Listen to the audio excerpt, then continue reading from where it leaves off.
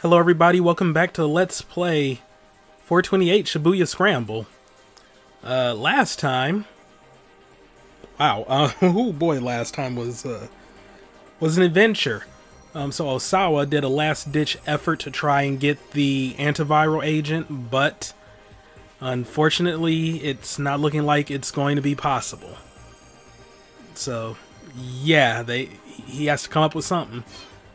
Minorikawa found out that Toyama was not the person that was found in the exploded van, which happened right on time before he took on Toyama's entire debt.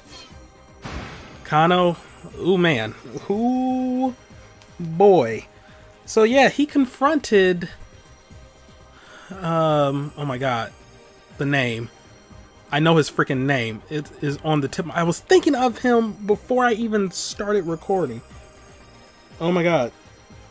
We got Tatano. There we go. Yeah, he confronted Tatano because Tatano was the man with the cane who was chasing down Achi and Hitomi and took Maria as a hostage to get Hitomi brought to him because he wants to kill Hitomi as a favor for Achi's dad, who wants to use Hitomi's heart to save his daughter. They have matching blood. Achi realized this on his own, and he's not too happy about it. He's also not happy about the fact that his sister is not in the best condition right now. So yeah, shit's crazy, yo. And as for Maria, well, her story is over because she got her memory back. So that was surprising. So don't know who to start off with today. It's real out there. Well, let's start with the one that's most pressing.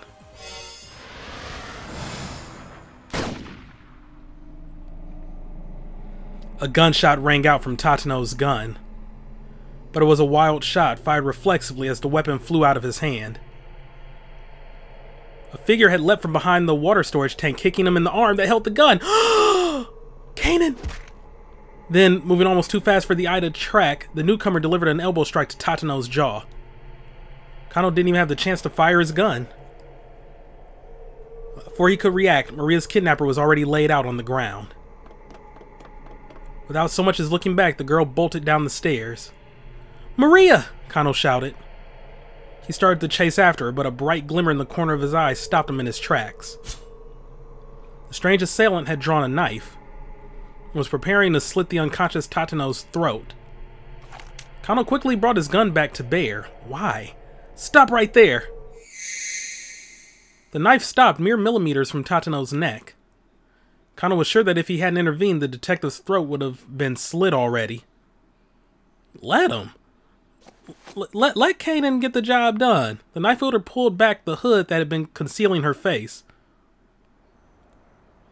"You." "I know you," Kano said, shocked to see that he recognized the attacker.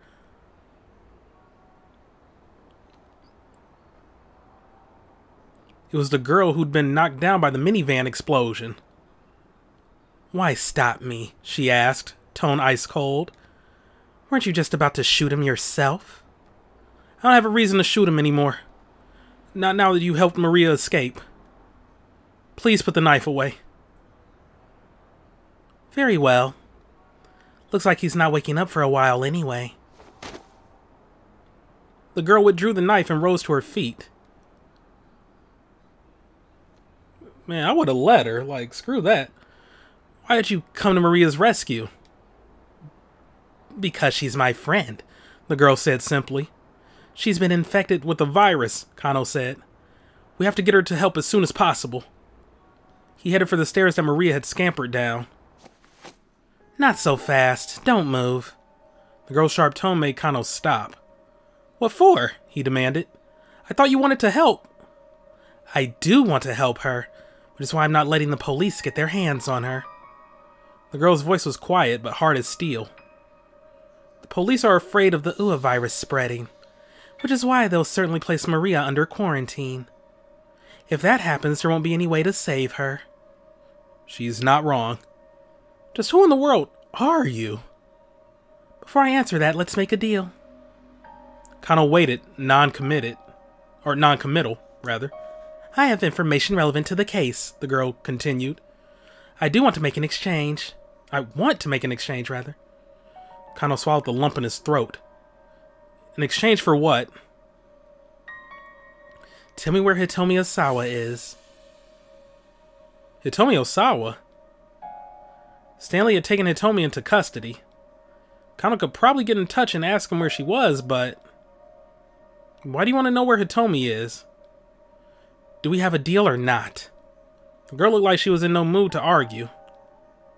Still, if she knew about the Ua virus, she was probably telling the truth about having information. But it was a violation of police policy to leak information on any investigation to a third party. Besides, was it wise to trust this young woman without knowing who she was? She just saved Maria's life, so I would say, yeah. Kano weighed his options for a moment before replying.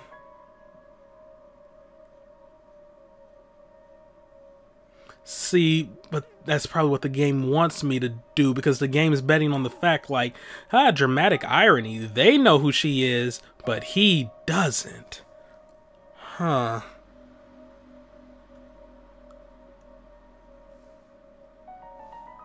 Screw it. I'll go for it. Alright, I'll tell you, Kano agreed. The girl gave a tiny nod. But first, what's your name? Canaan. Canaan? Kano thought back to the grisly scene at the Foreign Syndicate's hideout. Did she do that? He was almost afraid to wonder. There was still a lingering trace of adolescence in this strange girl's face. It was hard to believe someone so young could be a covert Middle Eastern operative. And yet Kano had seen how quickly she'd been able to render Tatano unconscious. Alright then. Guess I'll go first, Canaan began. There's someone out there trying to get their hands on the antiviral drug. My objective is to eliminate this person and put a stop to their plan. Kano felt neither surprise nor horror at her use of the term eliminate. After all that had happened today, after all that had happened today, he realized his sensibilities had grown numb. This person you're after. You're talking about an arms dealer named Alfard, aren't you? Canaan nodded. The Ua virus has been weaponized and tested several times on the battlefield to great effect, she said. The antiviral will render this weapon wholly ineffective. Countries the world over are dying to get their hands on it. Then why did Alfard orchestrate this kidnapping? If the goal is to get the antiviral, why not just steal it from the laboratory? There was a lot about this kidnapping case that still didn't add up. Kano was sure Alfard's plan was hidden in those baffling details. Lab security at Okoshi Pharmaceutical is practically perfect. The place is under surveillance 24 hours a day. And getting to where the antiviral is stored requires bypassing 3 sophisticated electronic locks. Getting the antiviral out is impossible. Unexpectedly, a sly grin appeared on Canaan's face. If you were Alfard, would you steal it? She asked. Huh? Kano was taken aback by the sudden question. He thought good and hard about how to answer.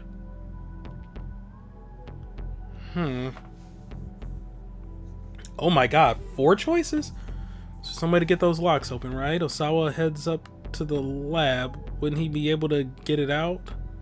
If you can't sneak something out, maybe you could sneak something in?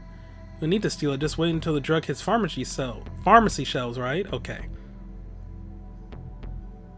If it's practically perfect, there probably wouldn't be a failsafe unless you're not talking about a security breach, but rather a security override. That one might be possible. This one, we know that Osawa can't do it on his own.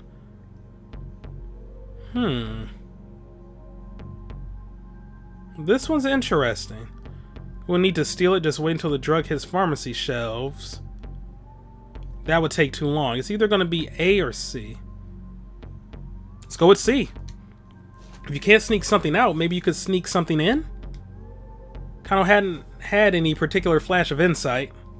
He just figured the opposite of the obvious might be the answer. To his surprise, Canaan gave a nod. Oh snap. Very astute. Oh my god. I got the brain of an international arms dealer / terrorist.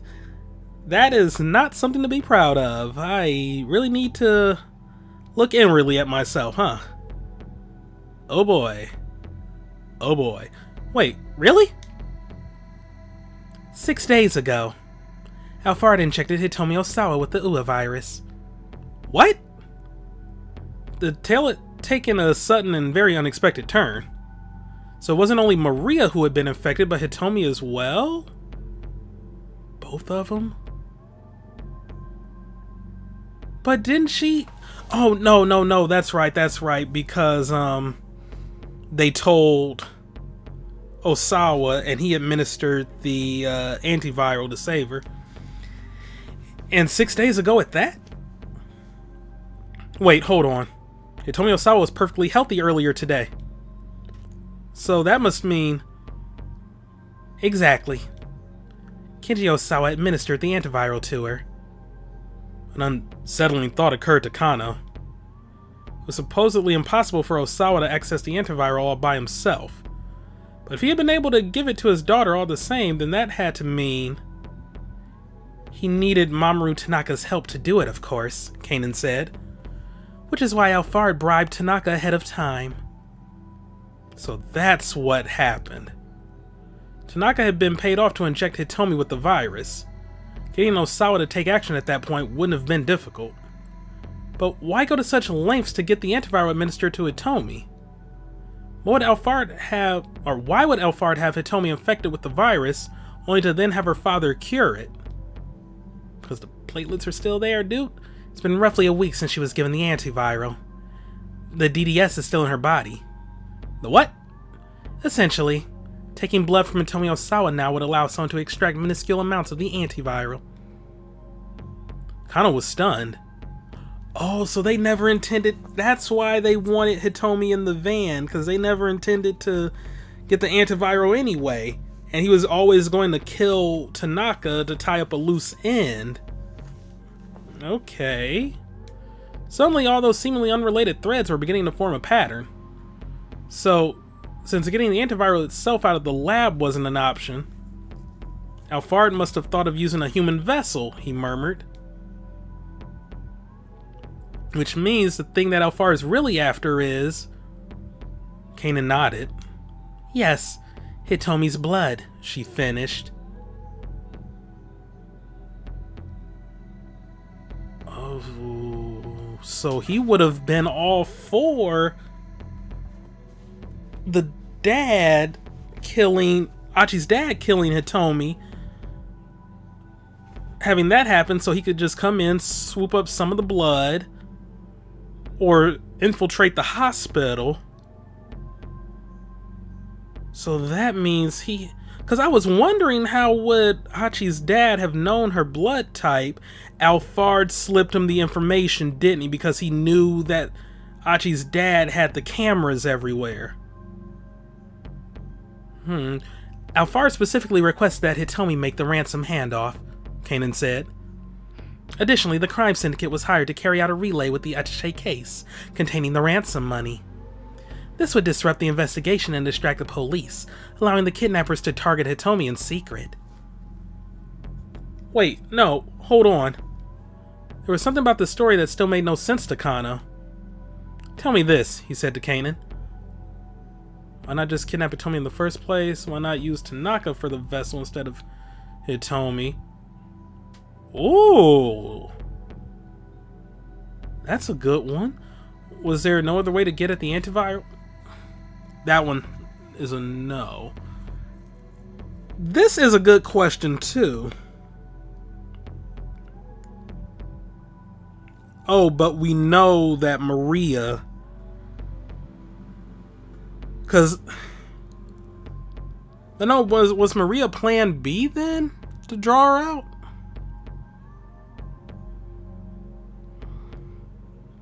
Because they initially wanted Hitomi, but Maria lied about the start time to Hitomi so she wouldn't get kidnapped. But then they had to have known because they injected her with the virus.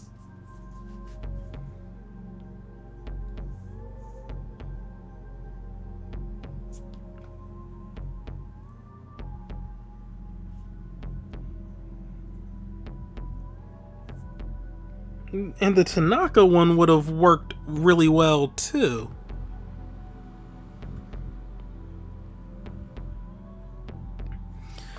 Let's go with this. Why not use Tanaka for the vessel instead of Hitomi? Tanaka could enter the lab along with Osawa and secretly inject himself with the antiviral. It didn't seem like that would be terribly difficult. A good question if getting the antiviral were the only goal. That would be the most expedient means of doing it. So then, why use Hitomi Osawa? Kano asked. Canaan thought for a moment before answering. Tanaka may have objected to the idea of giving himself the drug. I hear that it can have some severe side effects. But she seemed unconvinced by her own words. Do you know why he targeted Hitomi? Kano demanded. I don't, but I'm sure there must be some reason. Alphard hadn't gone with using Tanaka, which would have been the sure thing. Instead, they'd gone with Hitomi. Hitomi was injected with the virus, brought into the lab, and used to sneak the antiviral out. Now the plan was to extract the antiviral from Hitomi's blood. Something about this idea still struck Kano as incredibly odd. So wait, why not just abduct Hitomi from the very beginning? They couldn't. Why kidnap Maria instead? Yeah, they did mistake them. Couldn't have been foolish to abduct the wrong target. They're twins. Just got themselves mixed up, hadn't they? Yeah. Had the kidnappers mistaken Maria for Hitomi? The two were twins, after all, so it wasn't inconceivable, but... It's my fault that Maria was kidnapped. Canaan looked away. Nah, she's looking straight ahead, my dude. I contacted her before this all started. I told her about the kidnapping plan, and I gave her a GPS beacon to give to her sister so that I could track Hitomi's location after she was abducted. But my plan backfired. Maria switched places with Hitomi and let herself get taken by Alphard. What the hell? Why had Maria taken this to the police? Amnesia. Or, if she was determined to protect her sister, why not just get her to leave town or something like that? There must have been some sort of accident. Oh, yeah, there must have been some sort of accident, though, Canaan continued. The GPS was never turned on after the kidnapping, and I wasn't able to track Maria down. But there was something that even Alphard hadn't counted on. Canaan cast a glance over at Tatano. And this person right here, she said. So Tatano had disrupted Alphard's plan by going after Hitomi himself. Considering where it's all led, Canaan continued, Alphard must be panicking about now. But we can't let down our guard. Even now, I'm sure the mastermind is thinking of some way to fit what this man has done into the master plan. So, it's a perfectly imperfect plan. Is that what you're saying? Precisely. Canaan flashed Kano an approving grin. I heard that from Stanley, Kano said. The man who drove you to the hospital earlier. That case officer, huh? Case officer? So that was it. Stanley was CIA. The U.S. Embassy in Osaka functions as the headquarters for the CIA's Japan branch. As the embassy building is not reliably secure, that is worrisome. However, the agency carries out many of its activities in specially constructed embassy annex facilities, often under the guise of cultural exchange organizations. There are reportedly over 100 CIA personnel active in Japan, but given the inherent secrecy involved, the exact number is not officially known. Until an idiot leaks it out in public because they're an idiot. Now that Kano thought about it, it all made sense. Since Alphard is an arms dealer with worldwide connections, I don't know what nation might be trying to obtain the... Oh, that might be Canaan. Since Alphard is an arms dealer with worldwide connections, I don't know what nation might be trying to obtain the antiviral. Obviously, any country that has the viral weapon would want to prevent their enemies from obtaining it. It's no huge surprise that people are butting in, trying to put a stop to Alphard's plan. A tiny beeping sound caught Kano's attention. Canaan pulled a PDA from her breast pocket. Personal digital assistant refers to various types of small portable devices for information management, occasionally also referred to as a handheld PC. This game was in 2007. It was before the rise of smartphones. Actually, it was before smartphones in general, really. Interesting. The GPS I gave to Maria has just been powered on. Now I can find her location. Where is she? She's on the move. But why is the GPS suddenly active now? Canaan frowned. At any rate, I've told you what I know. Tell me where Hitomi is. Alright. Kano got out his phone and called Stanley.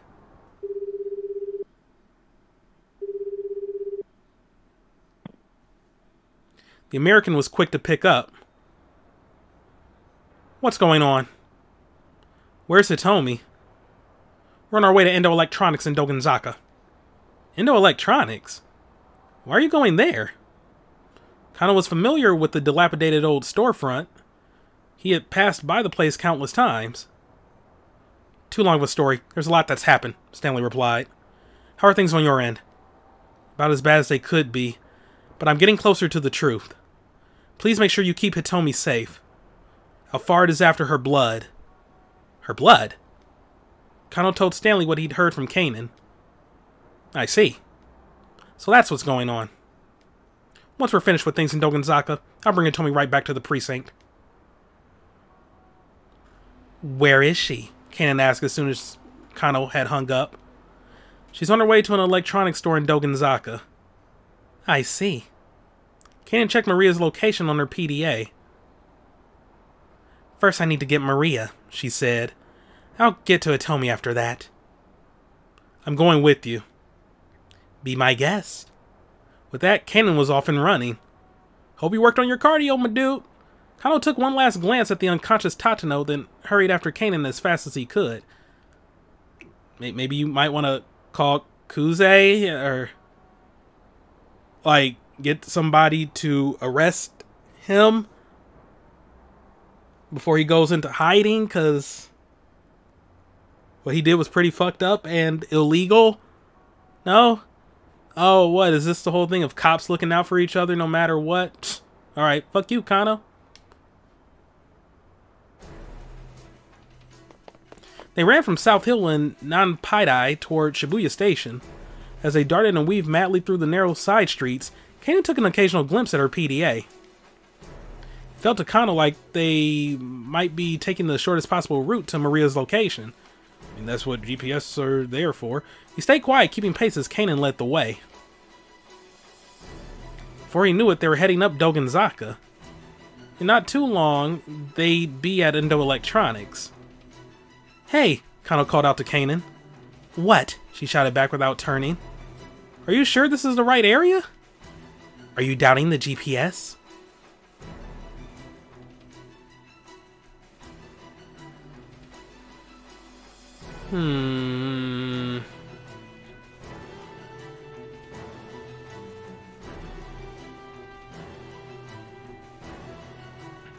Actually, can I see that GPS unit?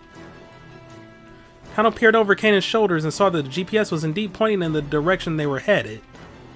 They weren't just running around at random, nor was the unit broken. Huh. Endo Electronics is right up ahead, he said. What? Canaan stopped abruptly. What are you suggesting?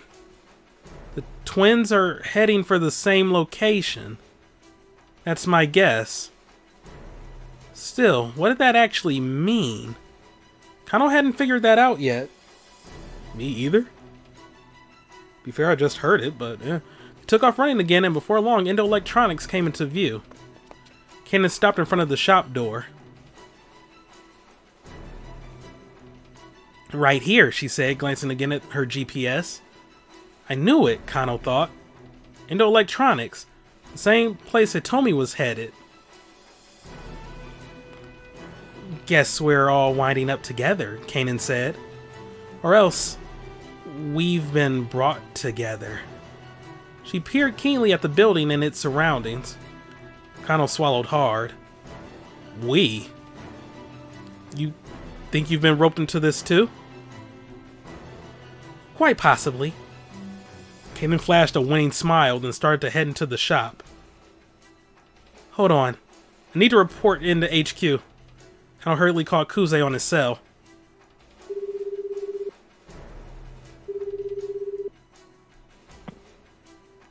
Kano, what's going on? I've located Maria Osawa. Huh? What's that? Kuze's words came out as a surprised and childish yelp. Come on. Canaan's smile turned to a steely glare. Time is critical. He nodded silently back at her. Kano, what's the location? Kuze asked. Where are you?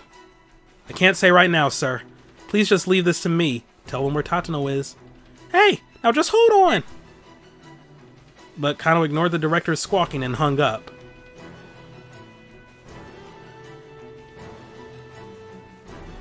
Canaan had already entered the shop. She seemed wholly unconcerned by the idea that she might be playing right into Alphard's hands. Despite her youth, she clearly thought of herself as quite capable. Warily, he followed after her. After navigating a veritable cavern of junk, they came to a door that led to the living area beyond. Canaan quietly opened the door and immediately stepped inside. The home was divided into a dwelling area and a workroom. A man's voice could be overheard from the workroom, raised in anger. Don't you want to save Suzune? Kano and Canaan crept closer.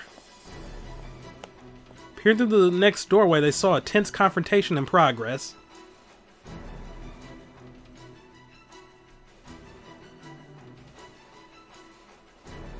What in the world?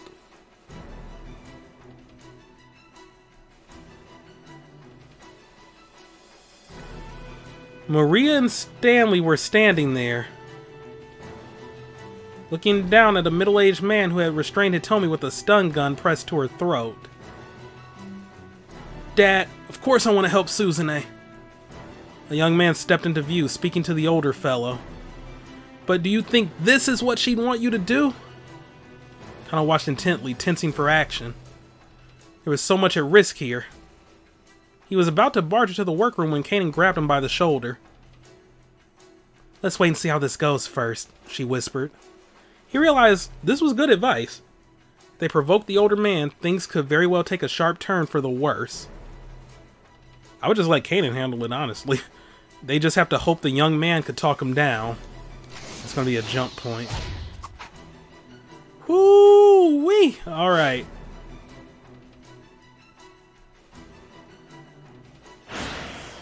Yep, a keep out. Oh man.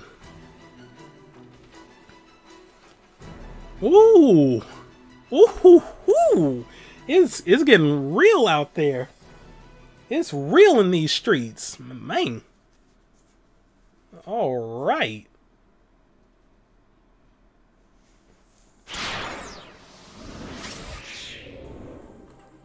But I kind of like doing everything in chronological order. So we can go back to the start of 5 o'clock. That would be Minorikawa. I am interested to see what's going on with that. Like, oh man, this is crazy, yo. All right, let's go to Minorikawa right here so we can see his animation. The epic point. My God, he will be amazing for the new Phoenix Wright TV series. I don't think there is a Phoenix Wright TV series, but if there was, he'll be amazing for it. The TV news continued to report on how Mamoru Tanaka had been killed in the minivan explosion. What? What does this mean? Oh, what does this mean? Chiaki blinked in confusion. I mean, Hana told us herself that the van explosion was her father committing suicide. Didn't she?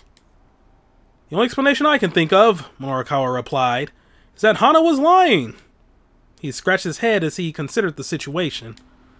But why? Chiaki said. Ozu let out a snort. Well, see, Mr. Toyama had her lie in order to deceive us. What an upstanding individual, using his own daughter to buy himself some time. Minorikawa wanted to yell at the guy, but he managed to hold his tongue. The important thing was that Toyama was still alive. And if he was still alive, then there was still a way to save Heaven Publishing. They'd get the current issue out on time, with a big scoop waiting in the wings for the issue after that. From there on out, it should be smooth sailing. Well, no matter, Ozu said. Seeing as Mr. Toyama isn't dead after all, we'll just wait here for him. He sat back down on the sofa. But Sagawa leaned threateningly toward Chiaki. Hey, he snarled. You sure you don't know where the guy's hiding out? I don't, Chiaki shot back. And even if I did, I'd never tell you. Say what now? He leaned in even closer, just as she stood on her tiptoes in defiance, and their foreheads collided with a dull thud. Both reeled back, clutching their heads in their hands. Just calm down, Chiaki, Minorikawa said as he began rooting through Toyama's desk. For now, I'm going to look for clues to where Toyama might have gone. You just focus on working on your article. Oh? Ozu raised an eyebrow. Getting all cooperative all of a sudden, I see. I want to change up the plan for next month's issue. I can't do that without the editor-in-chief's approval. What Minorikawa was actually looking for, however, was a back issue of 4-Star General Gossip. He was pretty sure the article on Osawa had been printed in the magazine's inaugural issue. If he could find that scandalous piece that the scientists had begged for, he'd also be able to get his big lead about the power balance of the world being at stake. And if he could get that, not only would next month's issue be a sure thing, it was a good bet that sales figures would go through the roof. He found a file folder full of early material and quickly flipped through it. It didn't take him long to find the article.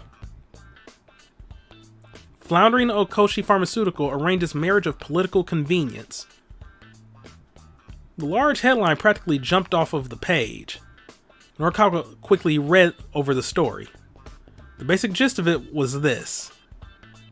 The corporate director of Okoshi Pharmaceutical had sacrificed his daughter in order to keep a researcher named Kenji Osawa on board. The daughter, however, had previously been dating another man. That must be what Osawa wanted him to look into. The guy his wife had been dating before they were married. It should be easy enough to just ask whoever had written the article. Minorikawa's gaze jumped to the end of the piece, looking for the writing credit. The piece had been written by Toyama himself. Hey, ain't you done yet? Sagawa yelled. Tell us where Toyama is already. Yeah, Minorikawa thought. We're going to need to do something about these guys. I'm still looking into it, he said. Just hold on. He made a show of opening and closing various desk drawers. The drawers themselves were packed with a jumbled mess of electrical and gas bills, noodle house delivery menus, and the like. Look faster, Sagawa growled. Now Minorikawa decided he better butter this guy up, mollify this guy by having some noodles delivered for dinner. Butter him up or order cup noodle. Let's order some cup noodle. Maybe you can mollify this guy by having some noodles delivered for dinner. Hey, you guys hungry? I was thinking of ordering some soba. Man, this ain't no time for that, Sagawa snarled. Besides, we just had some soba anyhow. And, ugh, it was awful. Don't talk to me about noodles. Sagawa launched into a shadow boxing session as if trying to punch out the provider of his disappointing soba. The guy clearly has zero capacity for sitting still. Minorikawa had found the back issue of the gossip he was looking for. He still needed Chiaki's article though, and she wasn't quite finished yet. He had to buy some more time. By the way, he said to Sagawa, are you familiar with SOS? SOS? The thug paused mid-jab. Yeah, SOS. I was planning on interviewing them later today. Hear there's some pretty tough guys.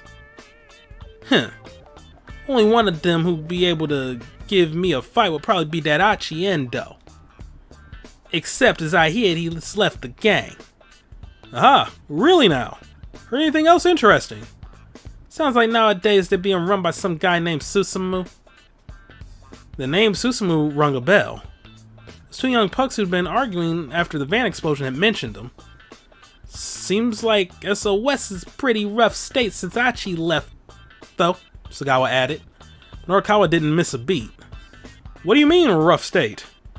Back in the day, they were all goody two-shoes, never shake folks down to steal, or any of that stuff. Guess their founder Achi hated that sort of thing. But now that he's out, a lot of rough-and-tumble, hot-blooded types have been signing up with them. Smart move is not to get involved with SOS nowadays, really. Hard to find a scarier bunch around here when there's a lot of them together. And their main hangout, that's at Inferno, yeah? Yeah, over in Harajuku. Known as Urahara for short, the area east of the Japan Rail Harajuku station, around where Takeshita Dori meets Meiji Dori. There are many small clothing and accessory stores here, set up in renovated houses. Most of these shops are on the cutting edge of youth fashion, offering quirky and unique means of personal expression. Man, you been listening out on the streets? What gives? You're a Harajuku, huh? Minorikawa smiled to himself. Inferno's location had practically fallen into his lap. Suddenly, Sagawa's eyes went wide. Aha! So that's where Toyama is. Wait, nah, no way a coward like him would go to a place like that. Chiaki looked up from her keyboard. Look, can you please shut up? No, you shut up! I'm gonna say, oh yeah, Toyama went to the SOS hideout. Like, no, that's my phone. Minorikawa pulled his cell out of his pocket. It was Toyama's name on the incoming call screen. Minorikawa's heart skipped a beat. Toyama, where are you? He blurted out as he picked up. Well, that's being discreet. Chiaki, Ozu, and Sagawa turned to look at him as one. Well, what were you thinking faking your own death like that? Even if we could still fill those pages and postpone repayment, all it would do is delay the inevitable. Oh, if we could still fill those pages and postpone repayment, all it would do is delay the inevitable. I'd still be up to my ears in debt. So I thought if I made it look like I was dead... Minorikawa let out an exasperated sigh. Well, everyone already knows you're still alive. So your little attempt at subterfuge didn't even wind up buying you time. What? Toyama's hysterical squeak was painful to hear. Alright, listen up, Minorikawa said. If it's the debt you're worried about, you'll be able to pay that back real soon. What do you mean? I've landed a huge scoop. You could do a print run of 1 million copies and still sell out if we can run it as an article. Toyama perked right up. Yeah, wait, you really mean it? I'll give you all the details. Just get your butt back here. But aren't those loan sharks there at the office right now? Fine, then I'll come to you. Tell me where you are. The two thugs crowded nearer, a predatory gleam in their eyes. Minorikawa had a flash of inspiration. Got it, he said quickly before Toyama could respond. Miyashita Park. I'm on my way now, don't go anywhere. Ozu and Sagawa grinned at one another, then bolted out the door. That's freaking smart. Some 5D chess shit right there. Heh, Minorikawa said as their footsteps receded. Those guys took the bait. I sent them to Miyashita Park. He allowed himself a cocksure grin. Right then. So where are you really, Toyama? You imbecile. I am at Miyashita Park. What? Minorikawa fought the urge to pull his hair out. What the hell are you doing someplace like that? Why the hell did you tell the Miyashita Park? I thought it would be a clever ruse. Well, it wasn't. This is no time to be fighting, Chiaki butted in. Yeah, you're right, Minorikawa scowled. Anyway, Toyama, those guys are headed your way. We need you to get out of there and go someplace we can talk. Meet you there. Right, okay. They needed someplace safe and public where they could speak freely. Someplace where the staff wouldn't be overly nosy. But where? Ooh.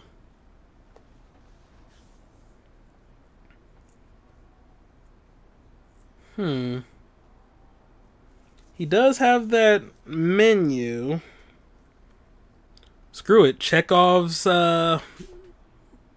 restaurant menu. Recalling the noodle house from the menu he'd seen earlier, he opted for that. Dogen Hut, huh? Toyama rumbled the words under his breath. What's the matter? Is there some problem with that? No. Alright, I'll meet you there. It's over in Dogenzaka. That address is on the menu. He hung up and Minorikawa quickly gathered his belongings. How convenient that's in Dogenzaka. Chiaki, how's that copy coming along? Well, almost done? Just a little more, I think. Alright, bring your computer and come with me. I'll read over what you got so far. Minorikawa waited as Chiaki got ready to head to the cafe. As the two were headed out of the office, however, someone else opened the door.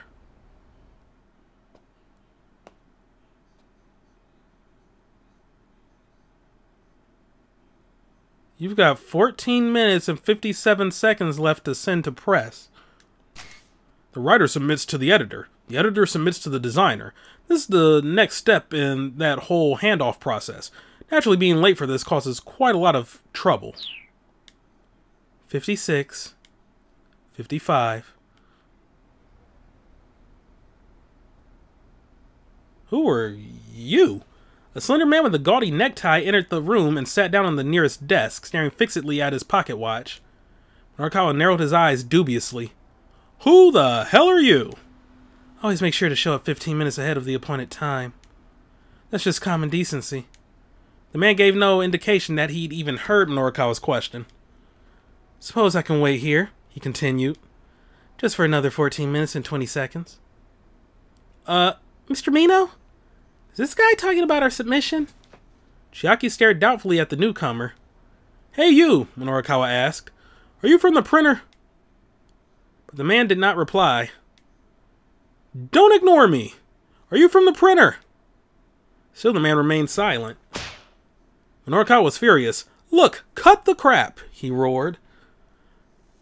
In response, the man quietly reached into his suit pocket and pulled out his business card. My name is not Hey You. He handed the card to Minorikawa. It read, Cho Nippon Printing Co. Limited, Sales Department, Division Number 1, Koichiro Katayama. I'm Koichiro Katayama, newly assigned to Heaven Publishing. A pleasure to meet you. My predecessor is in the hospital due to a car accident. Sachio Usui, 39 years old, single. A longtime veteran at Cho Nippon Printing, rather timid by nature. The strain of dealing with publishers makes him sick to his stomach. At around 1:10 p.m. earlier today, while driving to meet with one of his clients, he had to swerve to avoid a young man and woman who darted into the street. He crashed into the car next to him and ended up at the hospital. Uh-oh.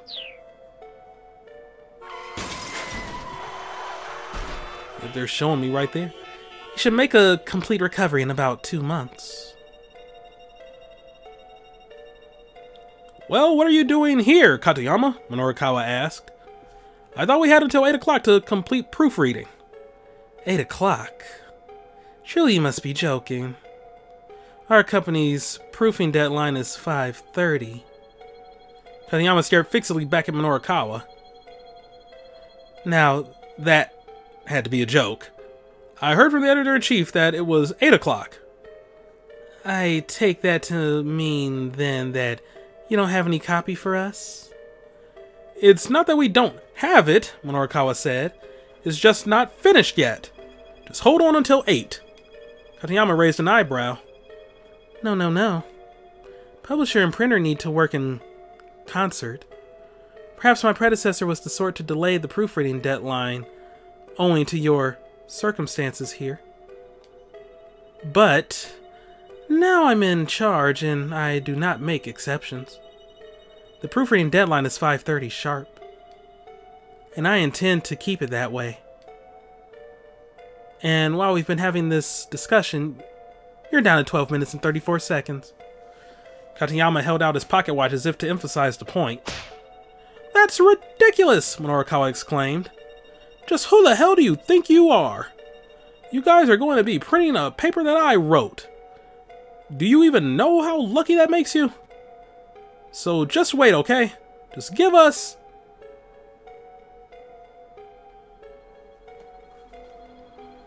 Not another day. Just give us until 8 o'clock. That was the original understanding. It was unfair to change it now. 8 o'clock, huh? And where's your guarantee that you'll finish by then? We will. Just trust me. I'm supposed to heedlessly trust the word of a man I've just met? Katayama mused. We're down to 10 minutes and 46 seconds, by the way. You son of a bitch! Don't get all high and mighty just because you work for the printer. High and mighty? I'd say it's the people on the publishing side of the things that act high and mighty. Whatever happened... Wait, no. Whatever high-minded claims you might make, without us... No, my fucking god. Without us, you'd have nothing to put on the store shelves. Forgetting that and blithely ignoring your proofing deadline makes for more work on our end. Just, what are you getting at, I wonder? Now it's been 10 minutes and 20 seconds. Minorikawa ground his teeth so hard he could hear it. The usual tactics were useless here.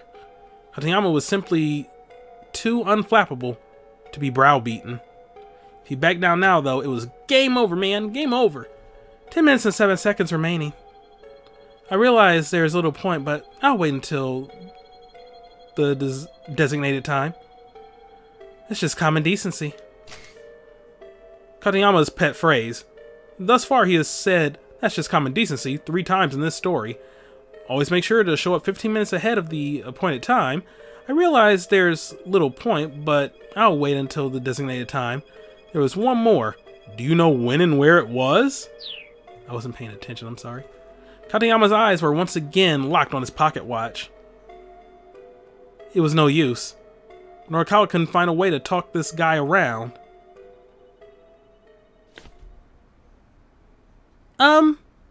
Chiaki held her hand up. Wait, something was falling here. Okay, we're good. May I say something? Isn't it also common decency not to break a promise once it's been made?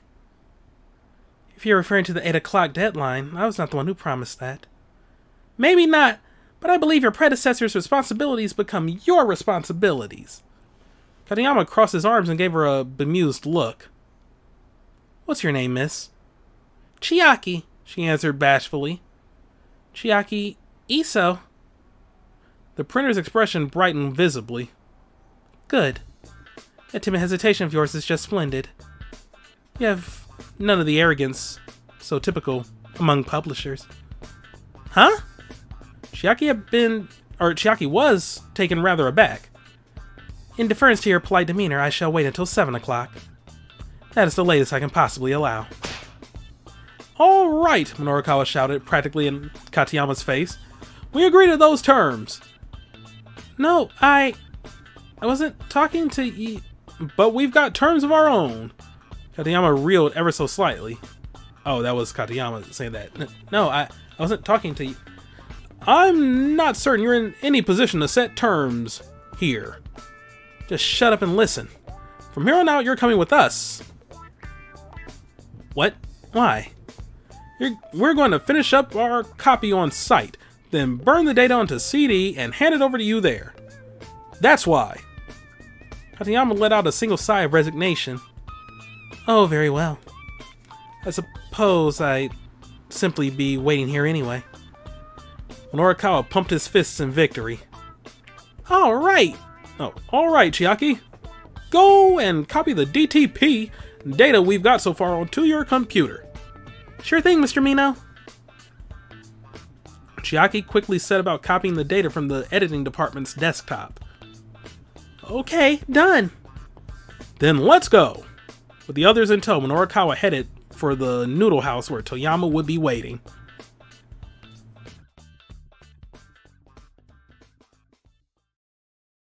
The soba restaurant Dogen Hut was roughly halfway up Dogenzaka, a long-standing noodle shop on Dogenzaka. 2 years ago, the owner passed away from illness. Now the restaurant is run by his widow, Maki Yoneda, and her 2 part-timers, Masa from Minorikawa Academy and Mohinder, an Indian exchange student, not Italian. Despite the sign billing the establishment as a soba restaurant, duck meat soba and chilled curry soba are the only 2 actual soba offerings. The rest of the menu, for some reason, is all udon dishes. And in fact, both kinds of soba are terrible. Though maybe the chilled curry soba would be okay if someone else were making it. I love the banter in these little, like, description things. Inside, they encountered the proprietress near the door. She held a massive cleaver for cutting soba noodles clutched in one hand. Toyama wasn't there. "Excuse me," Minorikawa said. "Has a middle-aged man come by your shop? Name's Toyama." Well, she looked creepy. The proprietress let out a weary sigh. "That guy, huh? You folks know him?" "Yes, that's right." "Then I'm sorry. I didn't want to have to do this. It was all his fault, though. You reap what you sow." Minorikawa didn't know what she was going on about, but suddenly had a very bad feeling. "So then, Toyama was here?" he asked cautiously. "Yes, he came by." "Well, where's he now? Please tell me." "No, I have no obligation to tell anything to friends of Toyama's." Evidently there was some bad blood between Toyama and this woman. "Ooh, she's scary. The real victim here is me." Her voice rose abruptly to a roar. "Now listen up good to this old woman's story." I don't have time for this, Minorikawa thought. He needed to find Toyama as soon as possible. But instead it looked like he'd be stuck hearing out this angry woman first. "Alright, we're listening. Tell us your story." "It's a long one." The woman's mouth twisted up and she licked her lips, leaning in to tell her tale. "Long, long ago, when I was still in my 20s, I would often make deliveries to Heaven Publishing. They were some of my best customers. Back then we were so busy my employees practically worked themselves to death. You see, Dogen Hut had the finest soba in Japan, and our spokesmodel was considered one of the most beautiful girls in the world." Back when this woman was in her 20s, Heaven Publishing hadn't even existed yet. But Minorikawa figured he'd better not correct her. That would probably just piss her off and make her stop entirely. He kept his mouth shut and listened to her silly tale. "But anyway, that's all in the past now.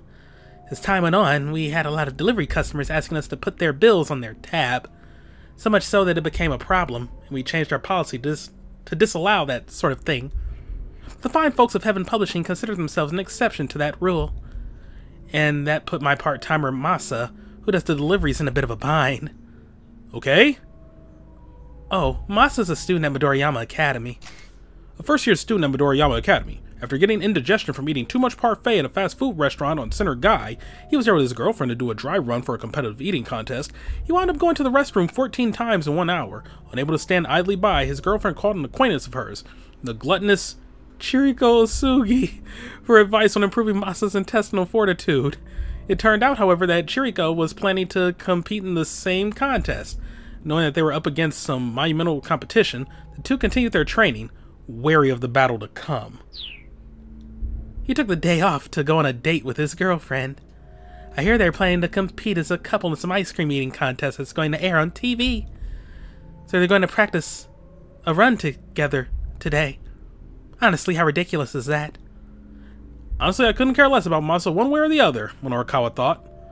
This whole experience was turning into a real ordeal. "So yes, we were in a real bind. I run a restaurant here, not a charity operation. I'd call and ask them to settle up, but they always insist, 'Oh, we don't have any money.' And that's a lie. It's gotta be a lie. What else could it be? Otherwise, how could they keep making that magazine of theirs? That Celebrity Confidential or whatever the hell it is."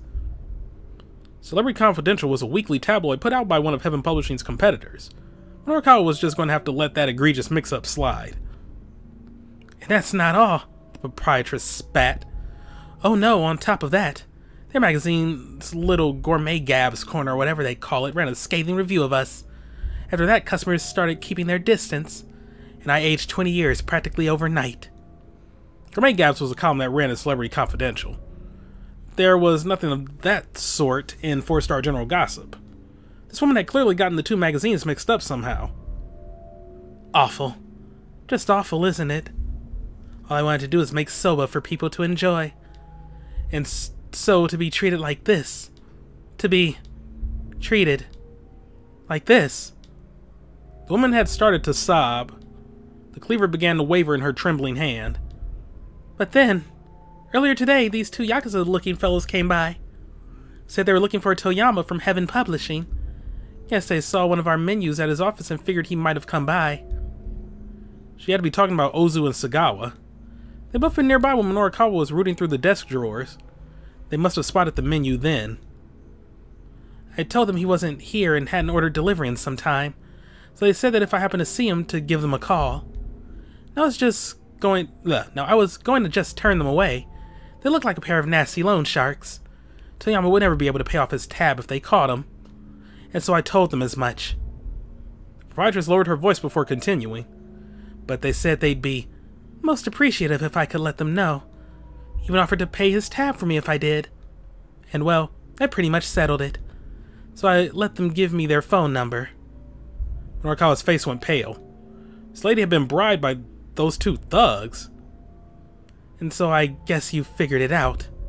A little earlier, Toyama dropped by looking like he was trying to lie low. So it all came together. I snuck out back and gave those two a call. To be fair, they were on their way here anyway, so because of Minorikawa. And so here we were. They keep forgetting the apostrophe for that. You guys were just a hair too late. Oh crap. Toyama had been carted off by the money lenders. Minorikawa had to find them right away. Mr. Mino! Chiaki squeaked nervously. We have to hurry and go look for him. Yeah. Minorikawa and the others headed for the door. Wait! The voice sounded as if it had echoed up from the very depths of hell. Minorikawa and company stopped in their tracks. What in the world? You think I can just let you go? The old woman began to stalk towards them. Those guys, they left without showing their appreciation or paying off that tab. They lied to me. And so just who's going to show me the appreciation I'm owed? Who's going to pay that tab? You're all in this together trying to play me for a fool. But hell hath no fury like a woman scorned. Proprietress lifted her cleaver high. Her eyes smoldered with inhuman rage. A murderous aura surrounded her like a bonfire wind. Wait! Minorikawa cried. Where are Toyama's? His friends? Then prepare yourselves. You'll repay his debt to me with your lives. The three companions stood paralyzed with horror, watching their bloody doom approach. The blade glimmered in the dimness as she swung it toward Minorikawa. They're really just going to let her do this? Time for some fresh meat.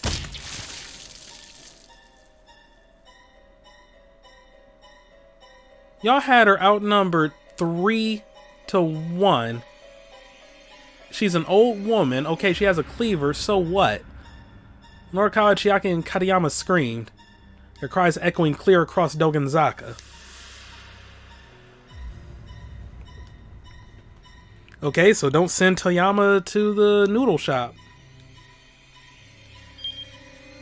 They were whacked for this one. They could have fought back. It was no ordinary grudge that the proprietress of Dogen Hut held toward Toyama, so Minorikawa and the others found out firsthand, falling victim to her mighty cleaver. Yeah, this isn't the right place to have them meet up with Toyama. Seriously, who the heck decided this was a good idea? Screw you, game. Alright then. Bad times, 5 o'clock block. Huh? Wait, what now?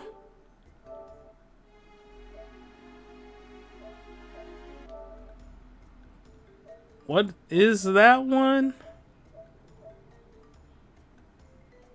View all the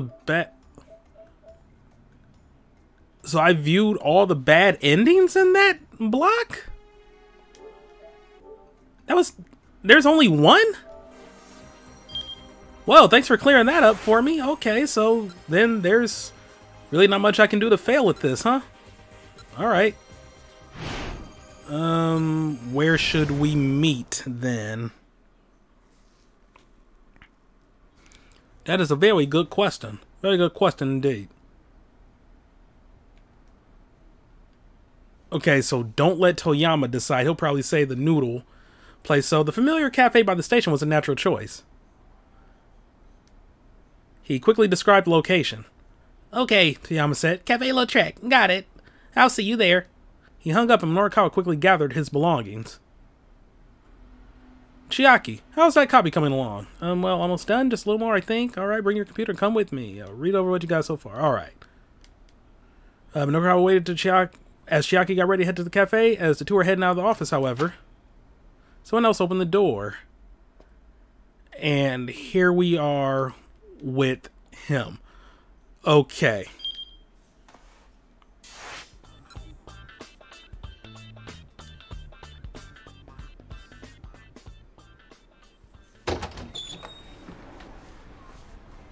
All right. They reached Cafe Lautrec without incident, and Minorikawa promptly spotted the publisher. Over here, Toyama hissed, eyeing his surroundings with obvious unease. Hana sat by his side, sullenly sipping on some juice. The waitress came over as Minorikawa joined them. May I take your order? She asked. Water. Just water, sir? Fine, make it a double. Exasperated, the waitress looked back to the kitchen. She cute. Toyama looked over at Katayama. Who's this guy? I'm Koichiro Katayama from Cho Nippon Printing. Katayama presented his business card. I forgot what voice I've given him. Toyama turned to Minorikawa with a quizzical look. What's someone from the printer doing with you? I'll explain later. There's no time for that right now, Minorikawa replied.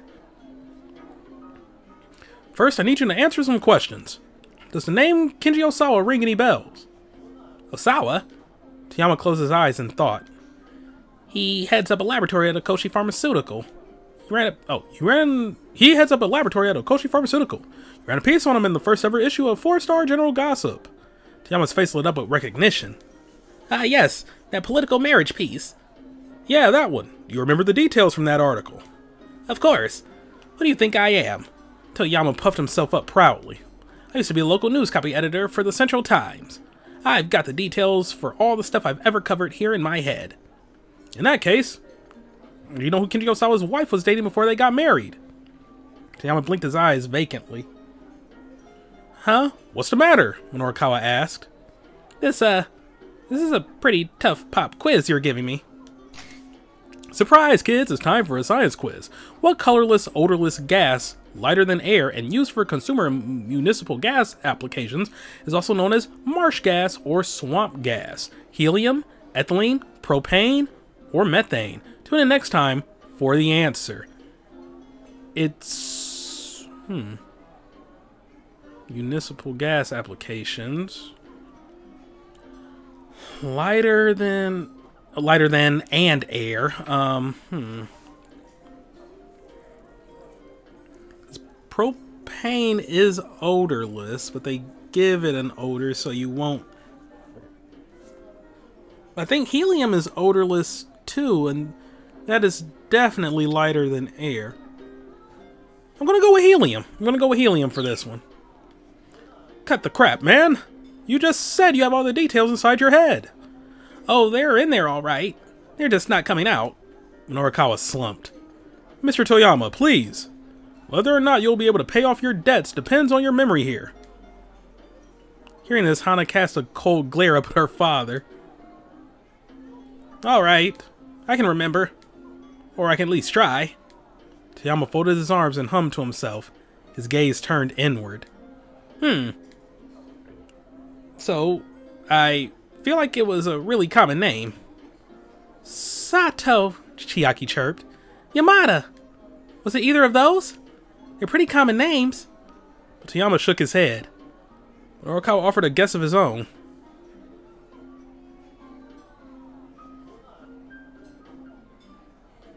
Tanaka.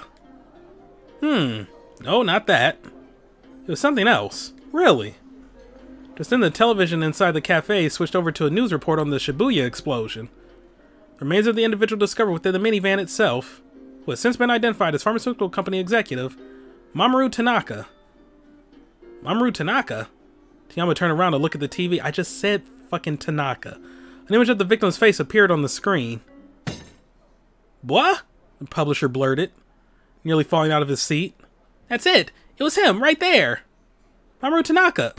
That's what I said! Tanaka! Toyama pointed excitedly at the TV screen. That's who Kid Osawa's wife was dating before they got married. Knew it. Mamoru Tanaka! Minorikawa felt himself getting goosebumps. The victim of the terrorist bombing in Shibuya was also linked to the researcher who was key to a terrorist viral scare. His reporter's hunch was now a certainty. Right now, Shibuya was at the center of some massive conspiracy. This went far beyond even a major scoop. Mr. Toyama, we need to make sure that next month's issue hits shelves. Minorikawa called up Kid Osawa to let him know the results of his little investigation. But I haven't started Kenji yet. The man didn't seem terribly surprised. Probably he'd had his suspicions all along. Osawa told him that there was something he needed to do before he was ready to give details on the big scoop, but that he would call back later. In the meantime, Minorikawa knew he'd have his hands full getting the current issue of the gossip wrapped up for the 7 o'clock deadline. He slapped his hands down on the table. Alright, emergency editing meeting right here, he announced. We need to get a lead in on the Shibuya terrorist bombing until the next issue. The article about the twins winning the beauty contest can be dropped for that. We'll use the info from Kid Osawa as the basis for our big scoop in the issue after that. Mr. Toyama, any problems with that? No, that should be fine. But what about the remaining pages for next month's issue? Minorikawa opened the file on his computer. The layout built in the DTP came up on the monitor. The report on the Burning Hammer sales demo, the surveillance camera opinion piece, the interview with Orai. Those three were finished. The copy already incorporated.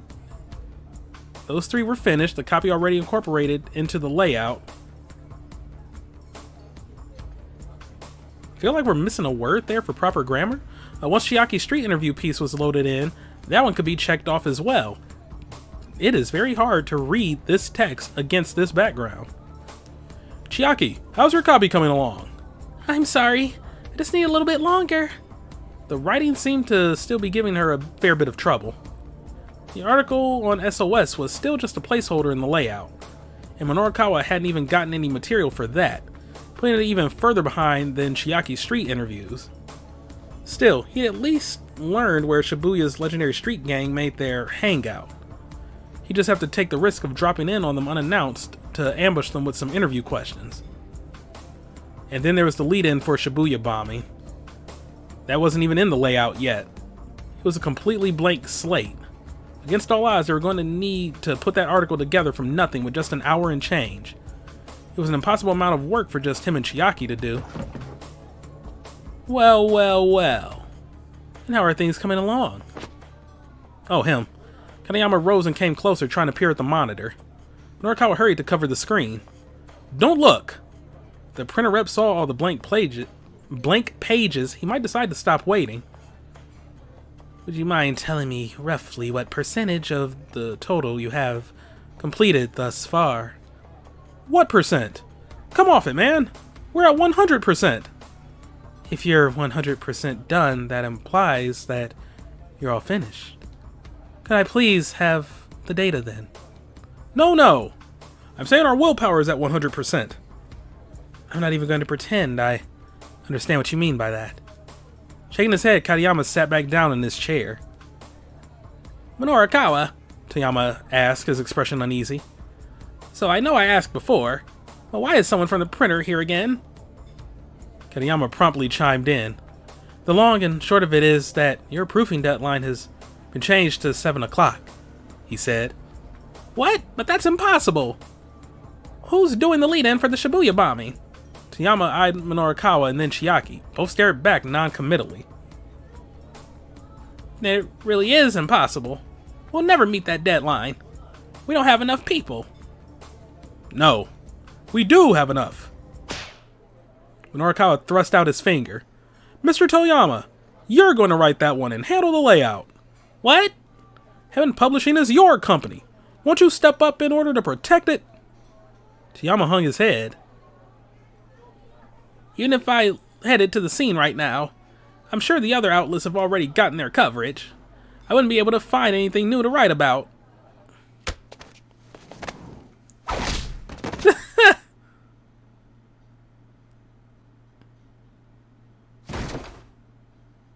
And so you're just going to give up? A moment later, Toyama was on the floor, Minorikawa glaring down at him. You've always said you wanted to tell the world about the things the mass media can't or won't write about. So what the hell difference does it make if they've already gotten the sound bites they're after? Minorikawa's voice was raw with emotion. Don't you dare give up. Not that easily. Get your ass out there. Find something that only you can write about. Minorikawa. Toyama began to object, and he glanced over at Hana. There was an imploring look in her eyes as well.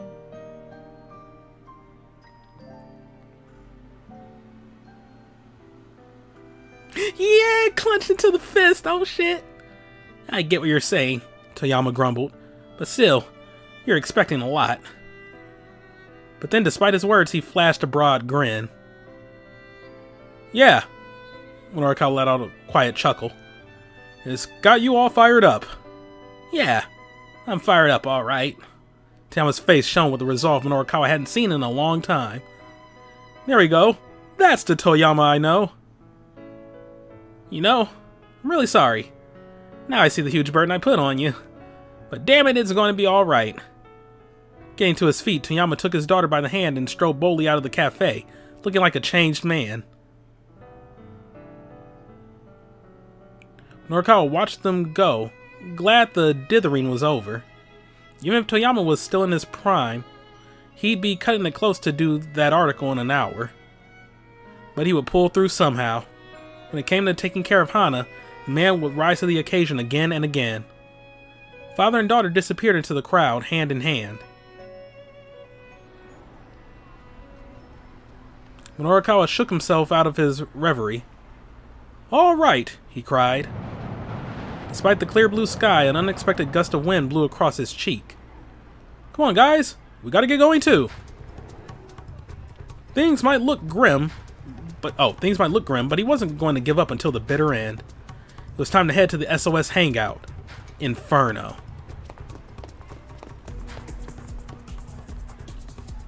The three ran long and hard after leaving the cafe. The proofing deadline was 7 o'clock, and they needed to finish up with SOS by 6:30 at the latest. The gang's hideout was in Yura Harajuku. Running all the way there on foot was going to eat into too much of their time.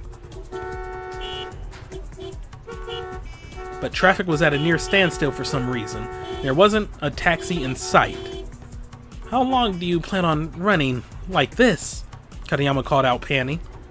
"Just take a look at the road. This traffic, there's no point in..." Oh. Sorry. Wish they would tell me who's talking, preemptively, just saying. Just take a look at the road. With this traffic, there's no point in hailing a cab. Minorikawa is feeling the time pressure now. "We're just gonna have to keep running until the road's clear." "What?" Katayama wailed. "Stop your whining. Just keep quiet and stick with me." He finally got Toyama to find his willpower again. Next month's issue would come out on time, and no way was some printer guy going to mess that up now. But the traffic showed no signs of abating. Catching a cab wasn't going to be an option. Fighting an ever louder echo of despair, Minorikawa kept up his desperate, headlong rush. He rushed into a situation recklessly or heedlessly, not quite the same as being Daredevil. Still waiting on the results of that pop quiz. Still, there are limits to how far the mind could push the body before exhaustion set in. Eek!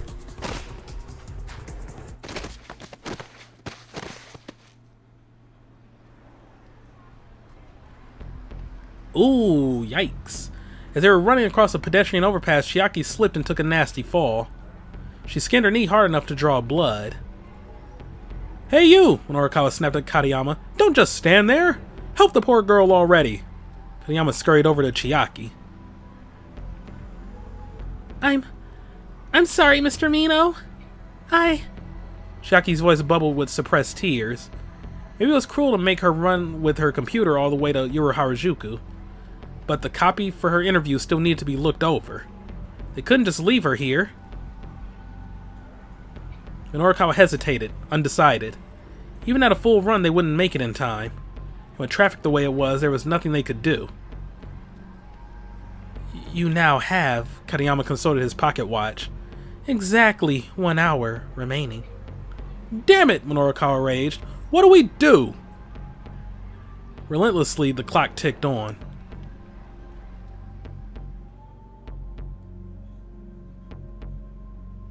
To be continued, huh? Alright. Interesting. I have a feeling Taxi Guy is going to show up out of nowhere and help them out. Maybe.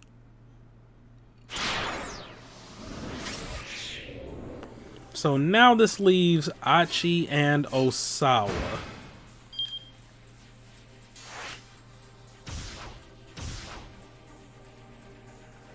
His starts at closer to 5:30, so let's go with Achi then.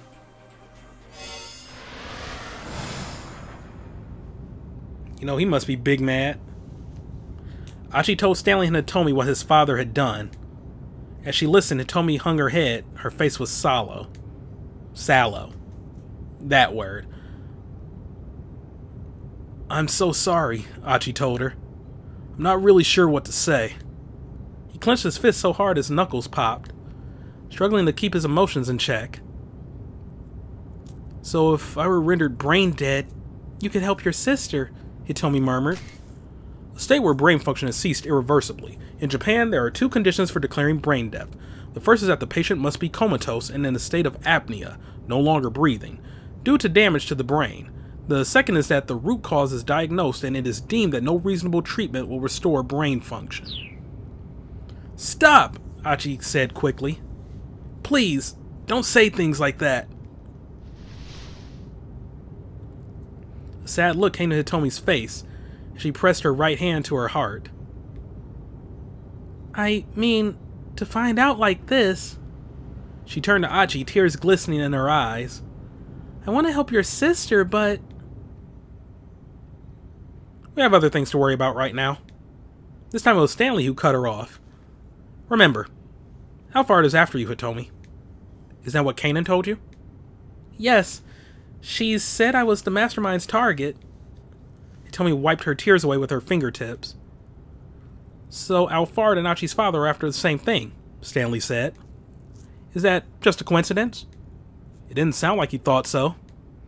Hold up, Achi growled, leaning in from the back seat. Yeah, my dad's way out of line. But he did what he did for Suzune. He wouldn't work with terrorists. I'm not saying he's deliberately aiding terrorists, Stanley replied coolly. It's common sense that a pro wouldn't get an amateur involved with their plans. That makes it too likely that a clumsy misstep will cause things to fall apart. But then again, that's not the way Alphard thinks. So, actually the likelihood of failure could be, could well be part of the plan. Achi thought back to when Canaan had said earlier.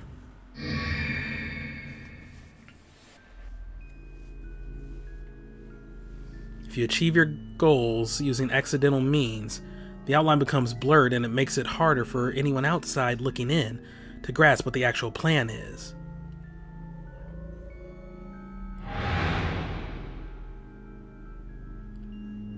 Not only have they put together a perfect plan, they've purposely left certain tiny holes in it.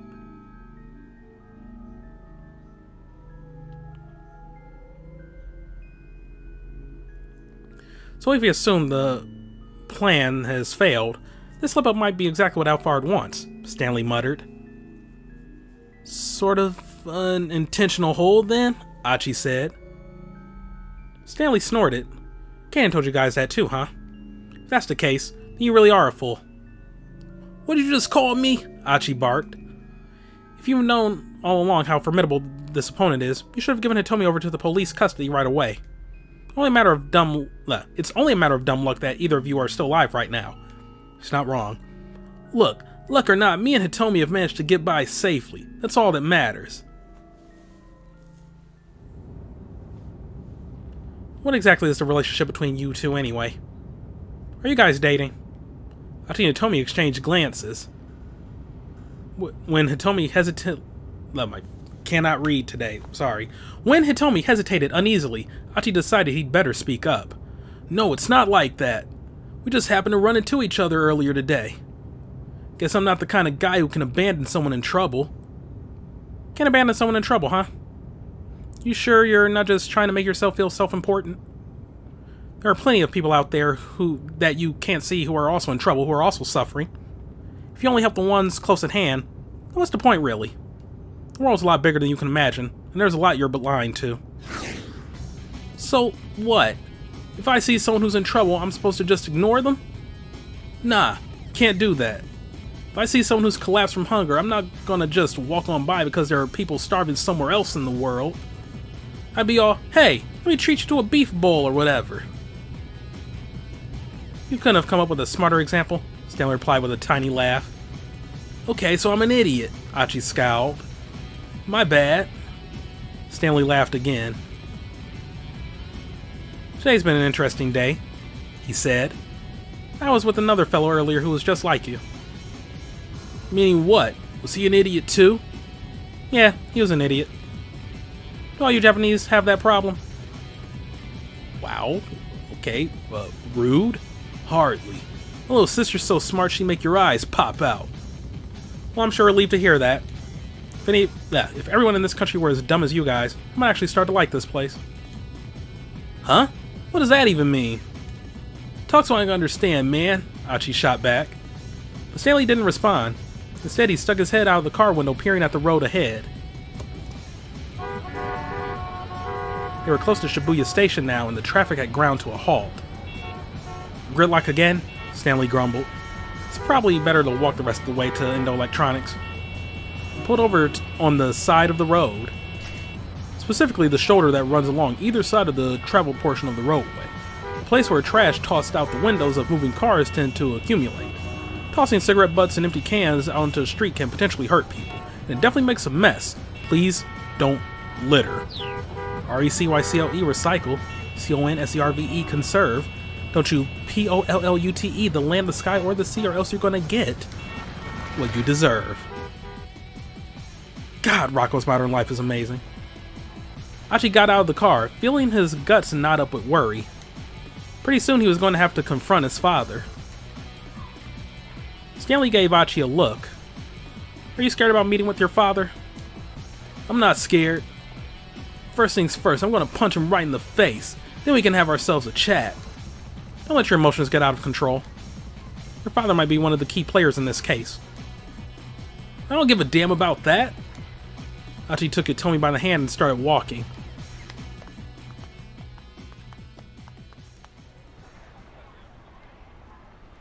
They had gone up and down Dogenzaka so many times today already, but this is probably the last time he and Hitomi would make their way up the hill together.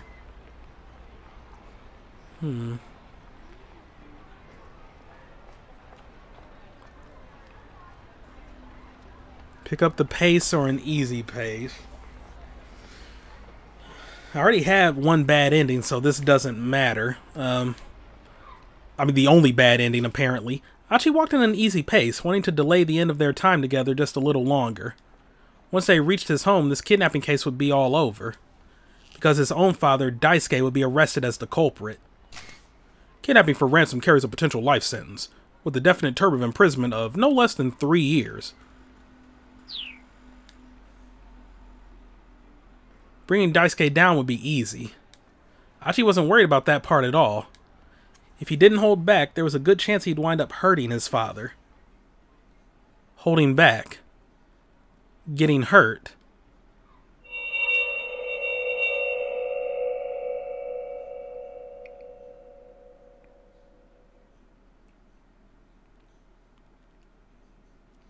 A memory from long ago rose in Achi's mind. pure white karate gi. Thrusting out with his left fist, Daisuke collapsing on the floor. One of many memories of his father that Achi could not forget.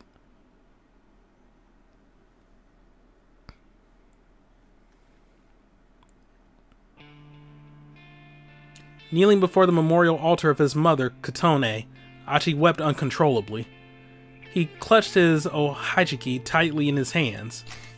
A toy made of small coin-shaped glass beads, somewhat similar to marbles. The typical game involves flicking one's pieces into the opponents with a fingertip. Specific rules vary greatly by region. Achi had always been rather clingy with his mother.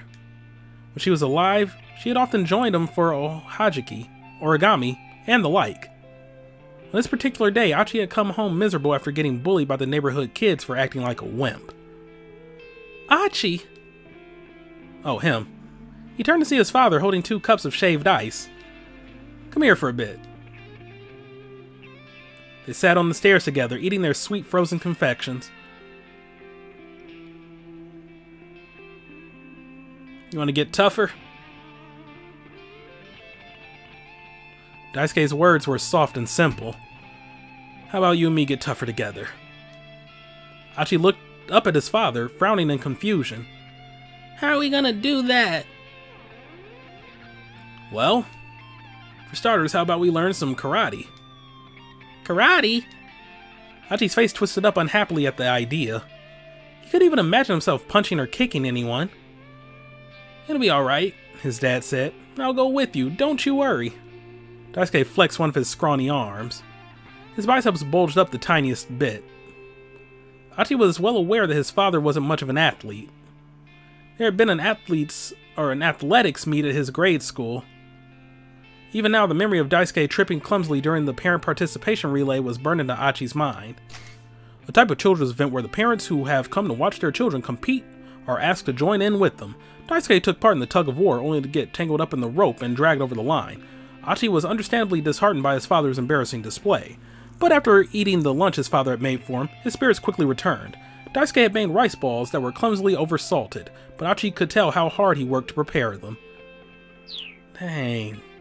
Seemed like a genuine good father, but murdering someone, kidnapping, that's not a good look, fam. I mean, if you're gonna be there. And so the two began training together at a local karate dojo. Achi put on his white gi and fastened his obi tightly. As he did so, he felt as if his feelings were being anchored in place as well. Ichi!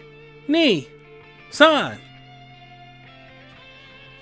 Achi's gi sleeves made a whooshing sound as he thrust out his fists in time with the sensei's chant. Even simple kata practice made him feel like he was getting stronger somehow. His dad, having left Suzune in the care of their neighbors, was working up a sweat alongside him. But he was out of shape, and his technique was shaky. He was soon exhausted and went to lean up against the dojo wall. Achi stepped out of the training circle and called out to his father. Dad, are you okay? Yeah, I'm just gonna take a little break. Daisuke sounded like he was on the edge of hyperventilating. Thanks, Dad. Huh? What for? For asking me to come take karate lessons with you. Achi was sure he'd never have dared to go to the dojo alone. Hey, just as long as you're liking it. Now go on, get back to training. With a deep bow, Achi resumed his kata practice. As they were walking home from the dojo, Achi turned to his father. How come you want to get stronger, Dad? He asked. I mean, you're not getting bullied by your friends. Daisuke was quiet for a few moments before answering. His words came out awkward and embarrassed. I was picked on a lot when I was your age too, Achi. I had a friend who would always come and bail me out. A friend? Yeah, a friend. A distant look came to his father's eyes. He was a real fighter. I always looked up to him. I wanted to be strong, like him. His expression turned lonely. I don't get to see him anymore, though. Why not? Achi asked. Did he die? No, nothing like that. Then, did you guys have a fight? Something like that. Daisuke smiled sadly. He stared out into the sky for a while before speaking up again. His name's Tachino. My friend, that's his name. Achi's father increased his pace. Come on, he said. We have to go and pick up Suzune. After that, despite Achi's questions, Daisuke would say no more about his old friend.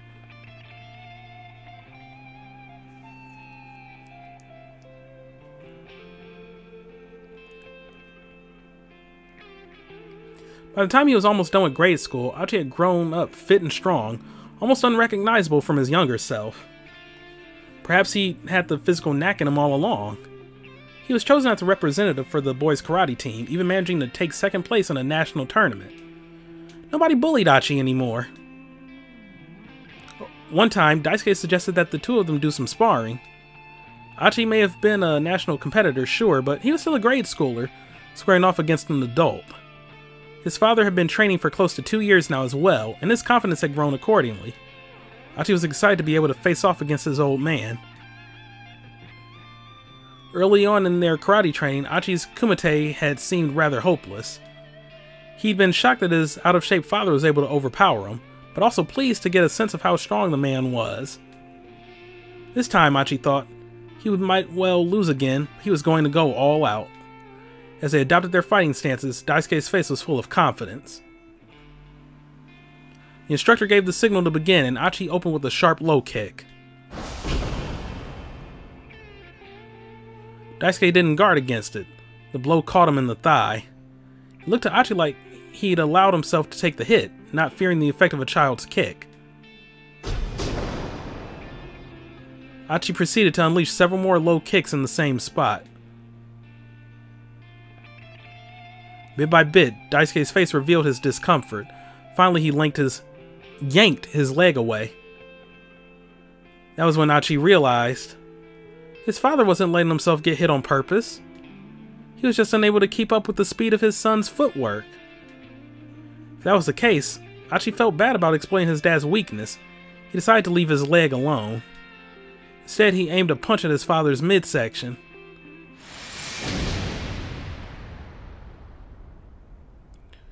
He was shocked by the impact as the blow struck home.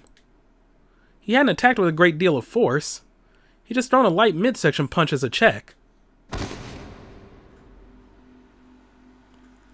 But as Achi pulled back his fist, Daisuke crumbled to the floor, writhing in pain as he clutched his gut.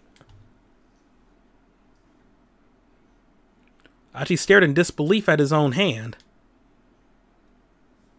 That was the last day that Daisuke went to the dojo.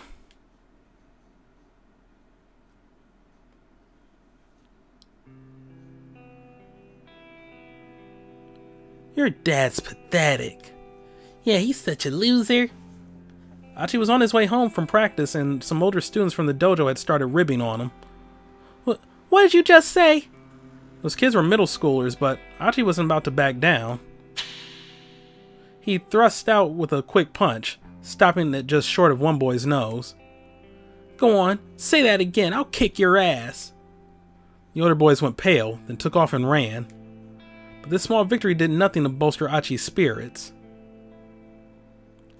His father had looked so small and lonely, heading away after quitting karate.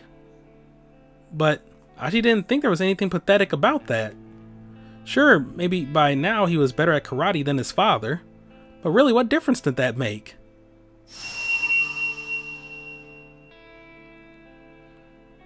In growing stronger, he'd learned something. Using force to win out over someone else didn't mean anything. Strength alone didn't determine a person's worth. Achi loved and respected his father for going to the dojo with him. Beating him in a karate match didn't change the way he felt.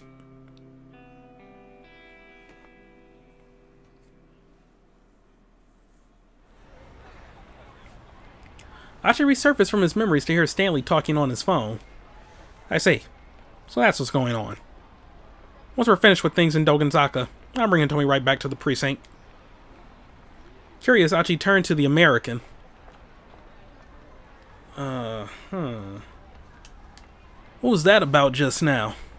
Stanley's reply was clipped. I know what they're after now. With that, Stanley proceeded to wrap up his phone call. Guess I'm not going to get much out of this guy, Achi thought. But one of the other choices have given me more info? By now they could see Endo Electronics up ahead. Achi was about to hurry inside when Stanley stopped him. I'll go in first. You two wait out here. No way, this is my dad we're talking about. Hey, you don't think it's dangerous to bring Hitomi right to him? Well, alright.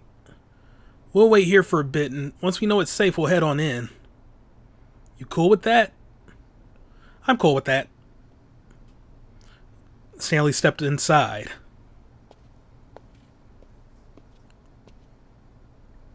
Achi fussed about impatiently, staring at the entryway. The palm of his clenched fist was sweating. Never before in his life had he wanted to just deck his old man. Hitomi watched him uneasily. Hitomi. Yes? I'm sorry. I really don't want you to have to see this, but I think you're about to witness the crowning shame in Endo family history. Achi, don't say that, Hitomi said. She squeezed his hand. He found his other fist unclenching. Please, you have to try and talk to your father. Yeah, I know.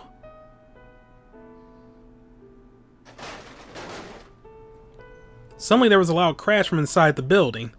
The time for waiting had passed. Let's go. Achi and Hitomi raced inside. Barred into the living quarters without bothering to shed his shoes, he heard his father's voice coming from the workroom. Dad! Achi hurried through the workroom door and saw Stanley holding his father pinned across a desk. Let me go, please, let me go! Daisuke thrashed both of his legs. Stanley, please, let my father go. I want to talk to him. You can talk to him in handcuffs, yo. Stanley snorted dismissively, but did as he was asked. Why? Daisuke stood up, rubbing at a sore wrist. Okay, lack of judgment on Stanley's part there. We kind of saw what happens in Kano's story. Dad, please, you have to tell me. Where is Maria?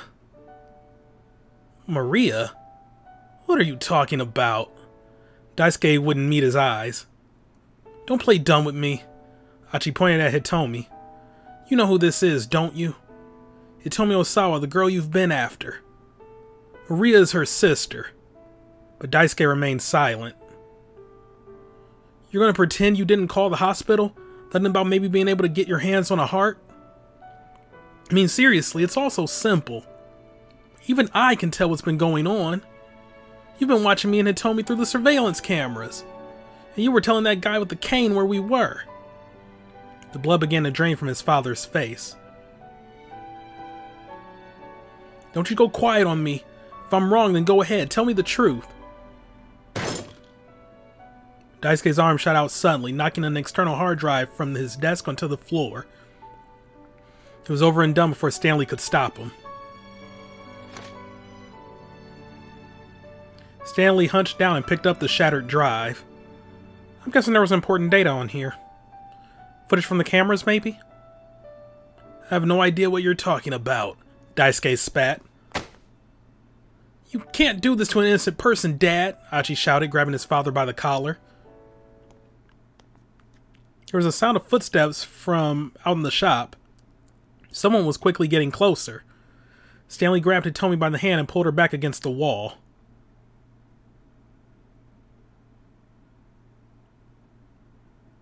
Achi stiffened as he turned his gaze to the door.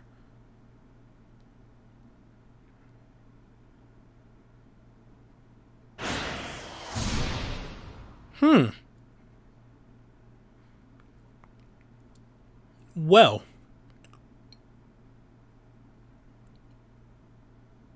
There was somebody that had a jump point to Achi, wasn't there? Oh. Yeah. Well, this was simple.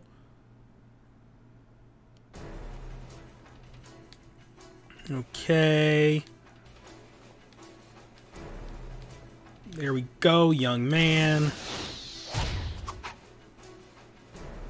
That's not the right one, because I guess that happens after the fact.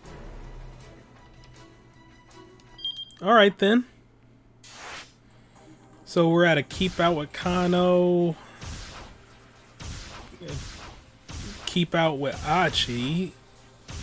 And Minorikawa has no jump points.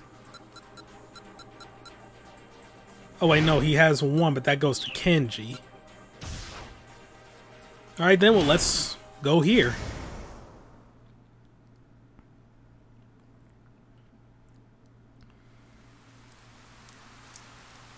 The rain won't let up. The sound is growing louder and louder inside my head. It is the sound of regret spattering against my heart. My emotions surge like a terrible storm within me. I never wished for this. Never expected my heart to be dragged so far beyond my control. We can't save Maria. We can't save Maria. We can't save Maria. The words stormed through Osawa's mind in a relentless cacophony. He called up images of the bodies from the human testing trials on his computer monitor. He couldn't help but imagine his daughter in the same gruesome state. In just a few more hours, Maria would begin hemorrhaging blood and die just like the people in those pictures had. We can't save Maria. We can't save Maria.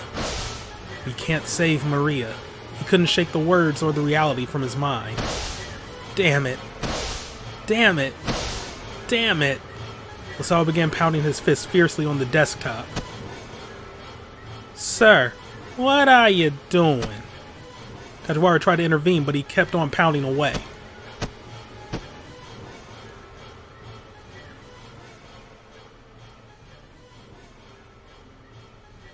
When he finally ceased, the pain of the repeated impacts lingered in his hands. My research was never about any sincere desire to help people. And now I'm paying the price for that. The one time it finally matters, I can't even save my own daughter. Mr. Osawa. Kajiwara set a hand on his shoulder. You can always blame yourself later.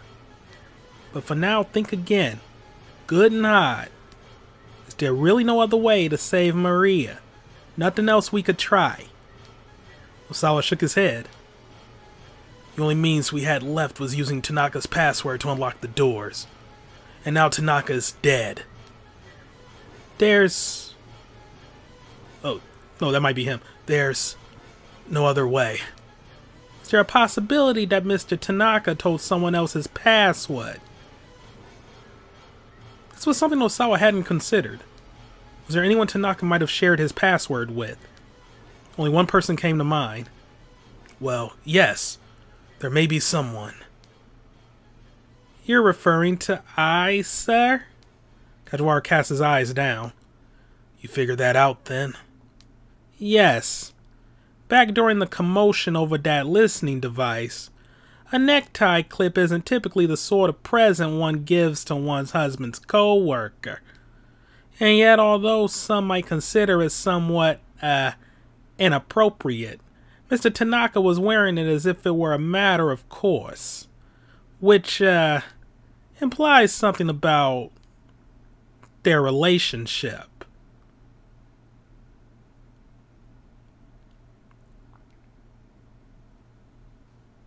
Kajiwara's voice trailed off.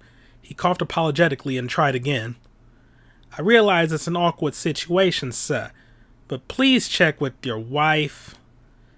Even if I does happen to know the password, it does us no good if Maria gets quarantined someplace we can't reach her. I understand, Mr. Osawa. I'll bring Maria to you then. I'll do everything in my power to make that happen. The detective then produced a bunch of bananas from his pocket. These are all left over. You're more than welcome to them, sir. Despite his gentle smile, the rest of his face was firm with resolve. You said you didn't care. You said you didn't care whether other people understood you. Didn't you, Mr. Osawa? Osawa nodded guardedly. At the risk of being presumptuous, sir, I understand you, Kajiwara said. I used to be quite the workaholic myself. You're just like me, innocent and awkward. On another occasion, Kajiwara was shocked to run into a man who looked just like him. The fellow was a stylist at a hair salon Kajiwara visits on occasion. He let out a gasp of surprise of his own upon seeing the detective. Kajiwara felt a peculiar connection and was expecting go to the salon regularly. But when the stylist asked what he did for a living, and Kajiwara answered honestly that he was a detective, the other man's face went pale, and he bolted out of the building. Kajiwara never saw the man again after that. Calling yourself innocent, huh? How modest of you. Osawa let out a sardonic chuckle. After a moment, Kajiwara joined in. The next time I see you, Mr. Osawa, I'll have Maria with me. The detective gave a slight bow and left the study, a look of determination on his face. Osawa watched him go with admiration. No matter what trouble arose, the man always looked for something he could do. He really was a fellow who knew how to hang tough. Compared to that, I'm just... Osawa couldn't even articulate his own self-disgust. And asking Ai about the password would also mean inquiring into her relationship with Tanaka. The prospect was daunting. Venturing into the emotional territory of another person was his weakest suit. Same, though? He left his study, but somehow found himself making his way to Maria's room, not Ai's. He realized that he hadn't been into his daughter's room since a certain rainy day years before. Now he stepped quietly inside and saw Maria's world laid out before him. A small photo was set atop her neat and tidy desk. It was a close-up of someone's hands doing a cat's cradle. Whose hands were they? From the skin tone, they didn't appear to be Maria's. Several more photographs were pinned to a corkboard that hung on the wall. There were snapshots of people and townscapes from the Middle East. One glance at them and Osawa felt like he was back there for a moment. The images weren't necessarily aesthetically pleasing, but they all looked like they'd been taken by a professional. When he spotted the last photo on the corkboard, however, he was certain that Maria had taken them all.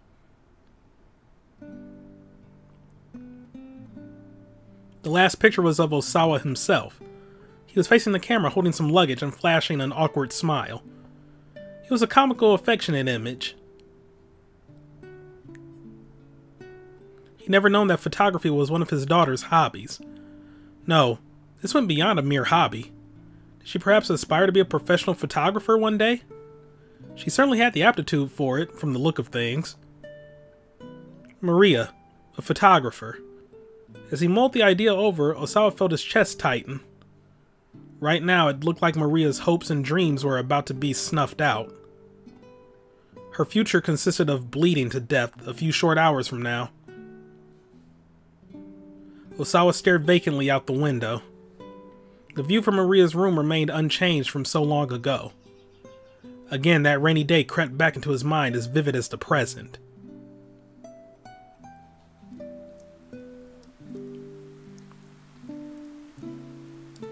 On that day, Osawa was dealing with some pressing business from work.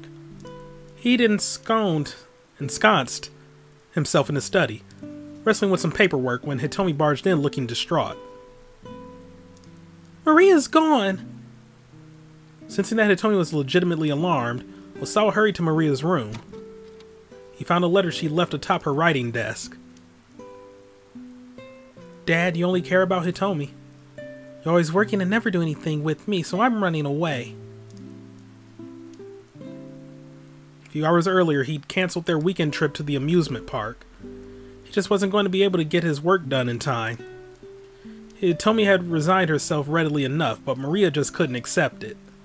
She'd been looking forward to it for so long, she railed at him. How many times now had he broken one of his promises to her? Hitomi understands why we can't go, so why can't you do the same? The cold rebuke had ended her complaining, but it was clear she still didn't accept the situation. Now, Hitomi helped them look around, but they found nothing missing from Maria's room.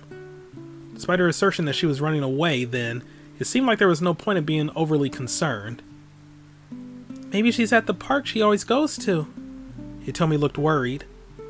The park was roughly a 25-minute walk from the house. It would only take about an hour for Osawa to go get her and bring her home. But an hour was more than he could afford to spare right now. Dad, I think she's waiting for you to go after her. Osawa didn't need Hitomi to tell him that. He knew it well enough. That was what galled him so much about the situation. Why'd she have to pull something like this precisely when his work was at its busiest? He'd done everything he could as a father since his wife had passed away. Why couldn't his daughter see that? It's alright. Your sister will come back. The rain was coming down pretty hard outside the window. Do you think she brought an umbrella? Hitomi asked anxiously. I don't know, but with the rain like this, she'll come back home soon enough. Excuse me? Oh, never mind, that was quick. Didn't have to take care of the phone at all. Alright. He spoke the words for himself as much as for Hitomi. Then he headed back to his study and got back to work. But several hours went by and still Maria did not return. The rain had gotten even more intense to the point where Osawa could hear it in his study. He was so concerned about his missing girl that he couldn't focus on his work, but he stubbornly refused to give in and go search for her. Several more hours passed. At last, Maria appeared at the front door, soaking wet. Osawa met her silently in the entryway. Wet strands of hair clung to the girl's forehead as she looked up at her father with a bitter glare. You don't care what happens to me, do you? Immediately, Osawa smacked her across the cheek with the flat of his hand. It was the first time in his life he'd ever struck anyone. He hadn't known such a violent impulse could exist inside him. Maria stood there, her hand pressed to her cheek. Tears welled up in her eyes. She began to tremble. On her lip was a small bead of blood. A flood of guilt and regret rose up inside Osawa as if he'd just shattered some intricate piece of glasswork. How? How could I do such a thing? He clenched his shameful hand into a fist. And in that moment he was afraid of Maria. Afraid that his daughter could bring such raw emotion out of him and make him do something so thoughtless. But even more, he was afraid of how stunted he was as a human being. Was someone like him really fit to be a parent? What kind of future could Maria and Hitomi hope for with a father like him? That was why he married Ai, as Makino had proposed. Having a mother, he decided, would help keep his family together, despite their sad excuse for a father. But in so doing, Osawa had dug a psychological ditch between himself and his daughters. A deep ditch, so that he could keep his daughters from being hurt. So that he wouldn't hurt himself.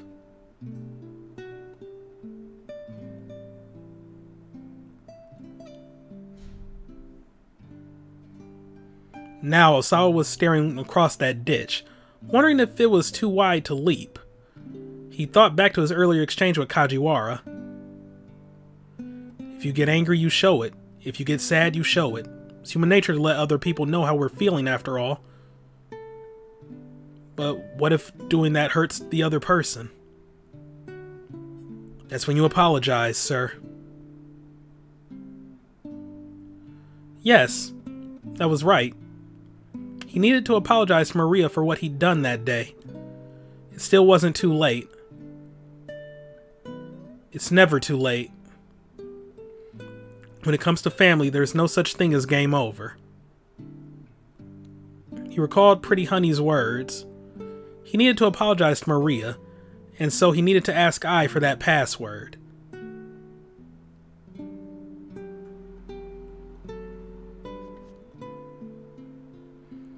Osawa was going to have to face his wife.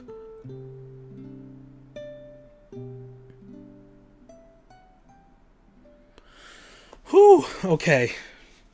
That's gonna be deep.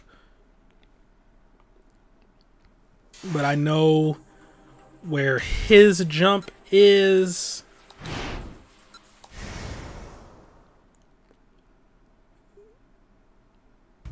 But no, wait. This is when he called Osawa.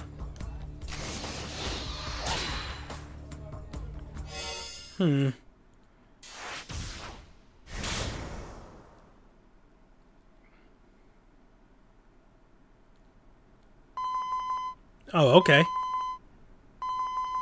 Osawa's phone rang and Minorikawa's phone number popped up on the LCD display. The reporter must have finished looking into the matter Osawa had asked about. Mr. Osawa, sorry to keep you waiting. How did it go? Well, I looked into the background of that story you asked about, and I learned who it was who your wife was dating. Who was it? Osawa asked immediately. There was a brief pause. Mamoru Tanaka. I see. Finally, he had proof positive of a relationship between I and Tanaka. Now more than ever, it was no time to waver. No matter how painful the reality was, it was also true that if they hadn't been dating, there would probably be no way of saving Maria. So, Minorikawa said, what was this big thing about disrupting the power balance of the world all about? Why is my phone going off? Sorry about that. Alright, don't know what that's in reference to. There's something I need to take care of on my end first. Once I'm finished, I'll tell you everything. Yeah, that's fine. Things are pretty hectic on my end right now anyway. Osawa had expected Minorikawa to put up more of a fight. He'd figured a reporter for 4-Star Journal Gossip would be a bit more persistent. Oh, by the way, there's one other thing I wanted to tell you, Mr. Osawa. Osawa could practically sense the finger pointing his way from the other end of the line. Don't be too angry with your wife. All too often in this world, people let their anger get in the way of solving their problems. You may have a point. Osawa let out a wry chuckle. Alright then, I'll call you back later.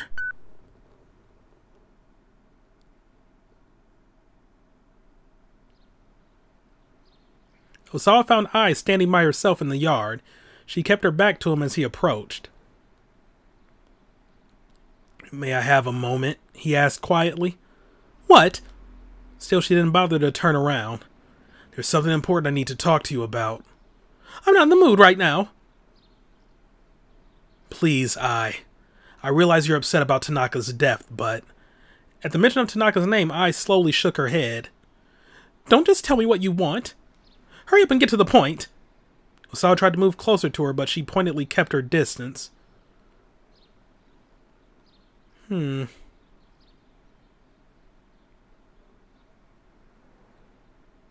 know what?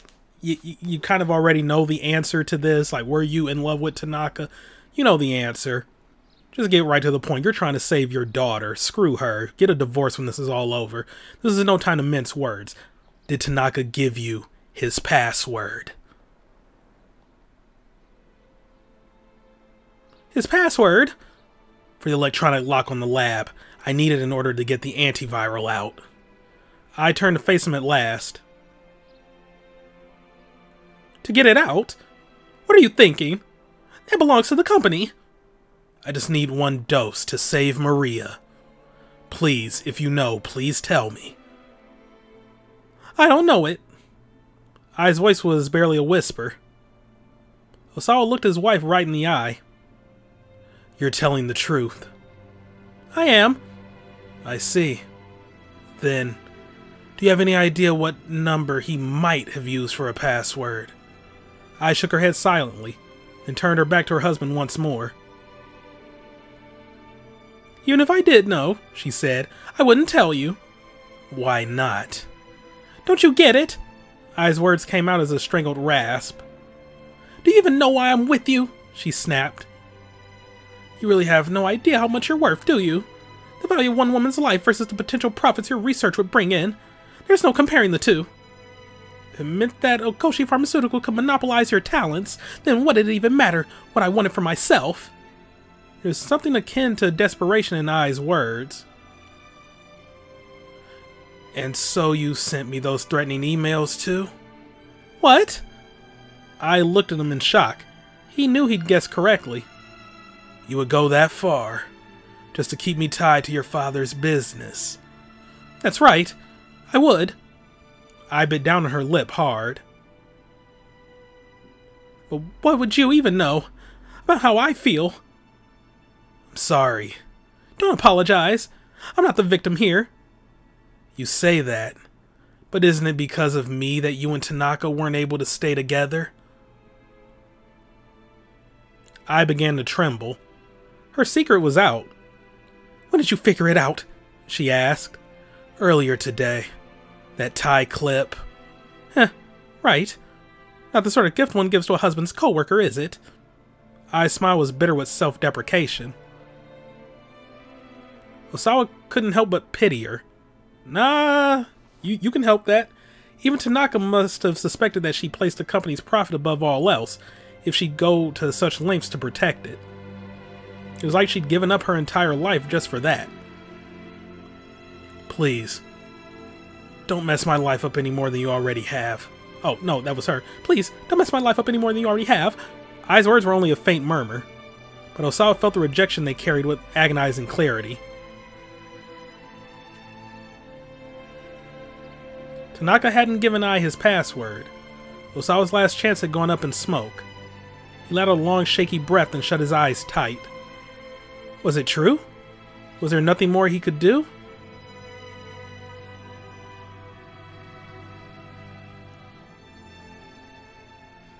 What?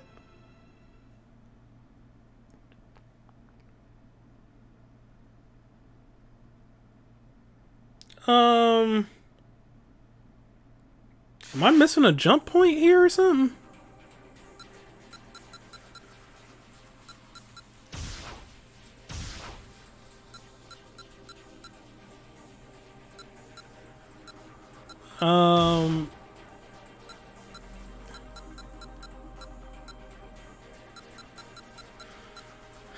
No, because this jump point goes to Achi, but it didn't let me switch over.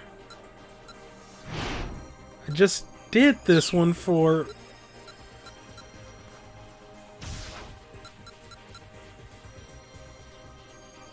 What?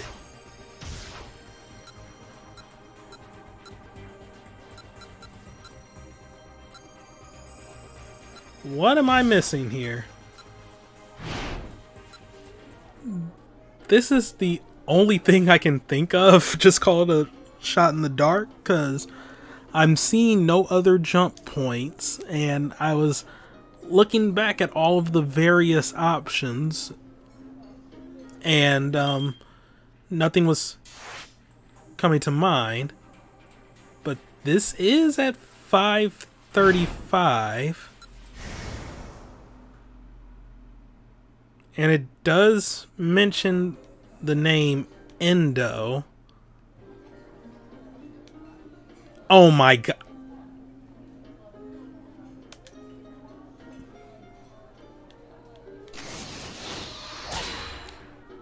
You cannot be serious. I mean, granted, I did it as a shot in the dark, but still, you hate to see it happen.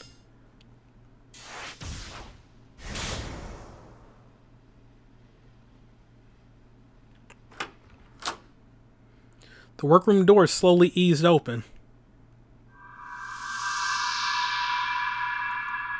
Maria! Achi was too shocked for words. The girl who entered looked just like Hitomi. Maria! Hitomi? Achi blinked in bewilderment. It was almost as if Hitomi were standing in front of a mirror. The two girls looked so similar. Maria, thank goodness you're all right. I'm so sorry I had you worried. Maria was safe, Achi realized. At last, he had managed to fulfill his duty. How did you manage to get out of the storeroom? Daisuke had gone pale. Tell me, Maria said sharply. Who was it who came up with this kidnapping plan? Suddenly, Daisuke shoved Maria aside and lunged for Hitomi. Stanley moved to stop him, but before he could intervene, the older man had a hold on Hitomi, pressing something that looked like a flashlight up against her neck. Dad? How did he know about the storeroom? I'm still kind of stuck on that. Was he working with the syndicate? Achi started toward him, but Stanley held up a hand. Don't move. That's a stun gun. A piece of self-defense equipment for repelling would-be attackers with an electrical shock. There are several types, including baton-type stun prods and guns that fire needles attached to flexible wires. The latter type especially is frequently referred to in the US as a taser, or taser gun, due to the popular models produced by Taser International, now Axon. Stun guns are used not only by civilians, but also by law enforcement and military personnel for non-lethal applications. Yeah, non-lethal.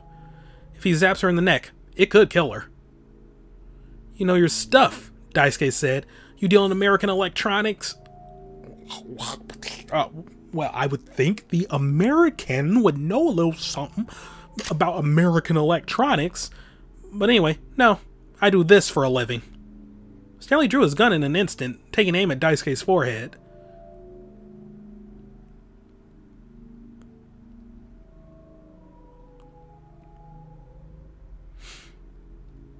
I mean, I say screw Daisuke, and we already had apparently the only bad ending of this chapter, so Achi was too shocked to even move. Stanley took another step toward Daisuke, keeping his gun trained on the other man. Hey, stop this! Please just stop! Snapping out of his daze, Achi scampered between the two men. Stanley didn't lower his gun, but unless he shoved Achi aside, he couldn't get a clear shot at Achi's dad. Achi turned to face his father. Dad, let Hitomi go. You need to stop this nonsense. Achi walked slowly toward his father, a pleading look in his eyes. Nonsense? Which one of us is talking nonsense here? You don't know what's going on. If you knew everything, then you'd be helping me.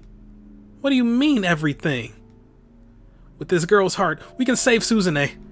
Dad, who was it exactly that told you that? Daisuke did not reply. I asked you a question. Who was it that put this crazy idea into your head?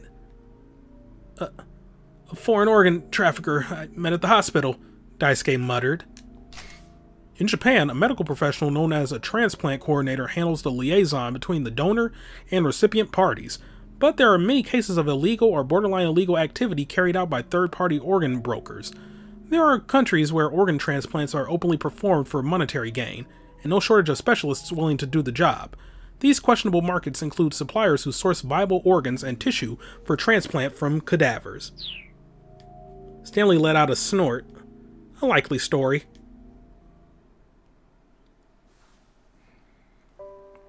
It's true. I was suspicious at first myself, Daisuke said stubbornly. But I couldn't just sit around and wait for Suzune to die. And after talking to him about her rare blood type and all the difficulties in performing a transplant, he promised he'd do everything in his power. Daisuke's hands were trembling. Tears welled up in his vacant and bloodshot eyes. And a while later, he got back in touch and told me he found a potential match. Someone with the same blood type as Suzune, and roughly the same age. But then he told me that the girl was still alive. And so what was the point? Her heart might be a match for Suzune's, but it didn't matter if we couldn't get our hands on it. And I said that, but then the man told me. He told you what? Achi bit his lip. He told me to abduct her and turn her over to him. After that, he'd find a way to make it all work. At last, Daisuke had confessed. So the syndicate never kidnapped her in the first place. It was a setup by Daisuke and Tateno. No, Tateno found out about it the day after. So then, Daisuke kidnapped her by himself? Now Achi had to try to come to grips with the truth he had just heard. I had to do something, his father continued vehemently. I had to abduct this girl and see things through. I just couldn't take it. Katone had already been taken from me, the thought of losing Suzune too. I had to make sure I didn't fail. So it was this organ trafficker who came up with the kidnapping scheme then, Stanley said. He kept his gun aimed at his target. Daisuke nodded. Describe him for me. He was tall, had black hair, spoke fluent Japanese. Stanley raised an eyebrow at that. Achi wondered if he had some idea who it might be. And take Maria Osawa hostage in order to lure out Hitomi? That was his idea as well? Yes, that's right. I allowed his computer to access my surveillance camera system as well. But then, this morning I got a call from the hospital saying Suzune's condition was critical. I couldn't wait any longer. Had to help my girl right away. And then... Daisuke cut himself off, reaffirming his grip on the stun gun. I was looking at the surveillance monitor and I saw a detective I happen to know. He was right next to this girl here. So I decided to ask him. I knew if I did, he wouldn't refuse. He could never refuse a request from me. And that was the man with the cane. Oh, and that was the man with the cane? Achi asked. His voice was low and hoarse. Yes, I was giving him directions while I followed you on the monitors. So that's why he kept telling Achi to get out of the way. He didn't want to shoot him. Only, oh man.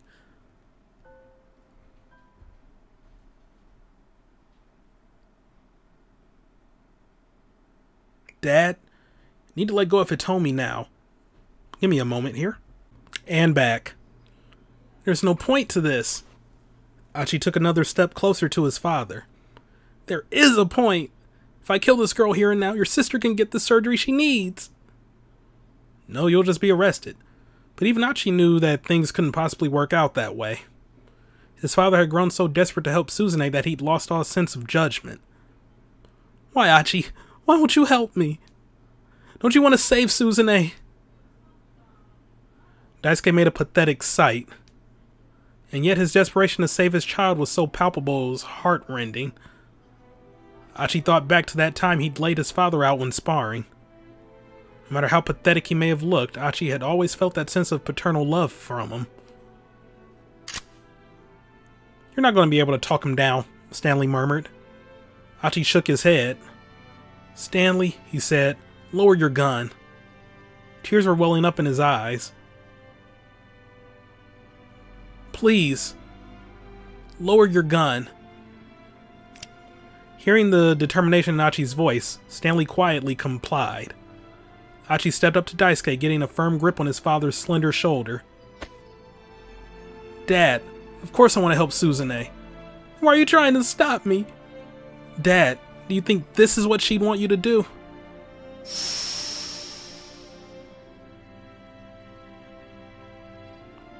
Daisuke's face fell. Did Suzune ask for this, Dad? Did she tell you to take someone else's heart so that she could live longer? Did she, Dad? Suddenly, the fight seemed to ebb from Daisuke's body. The stun gun hung limply in his hand. If Suzune asked me to go and get someone's heart for her, I wouldn't object. I'd help her, just like she wanted. I wouldn't let you bear those crimes by yourself. But that's not what this is it? Suzune would never ask us to do something like this, would she? By now, tears were streaming down Achi's cheeks.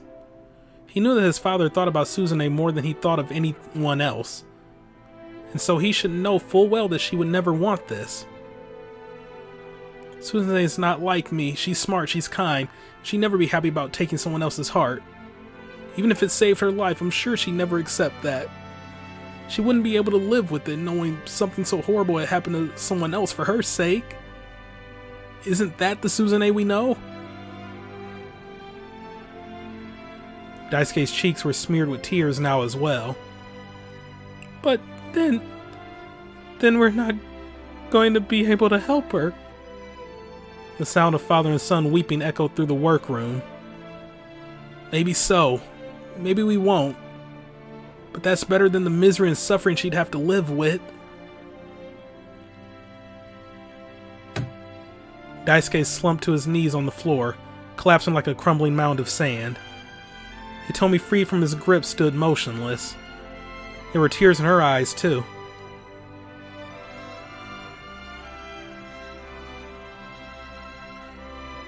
You're such an idiot, Dad. Such a complete, utter idiot. Sobbing, Achi embraced his father.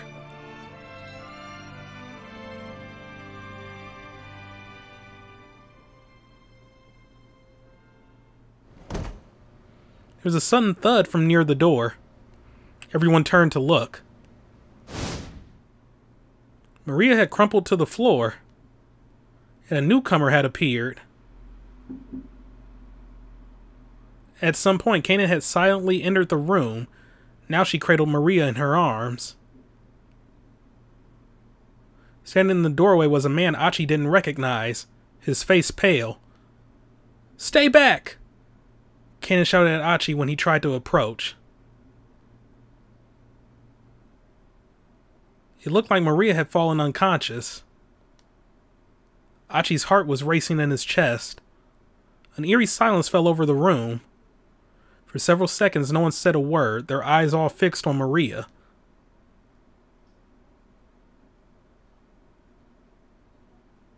Finally, Canaan looked up, her face ashen. It's starting. Uh-oh. The symptoms. They did not have a few hours. At all. Fireworks are starting outside. While it's still daytime. Okay, great, wonderful. You just gotta love 4th of July season. Even though we're still in June. But alright, stuff's about to get real, yo.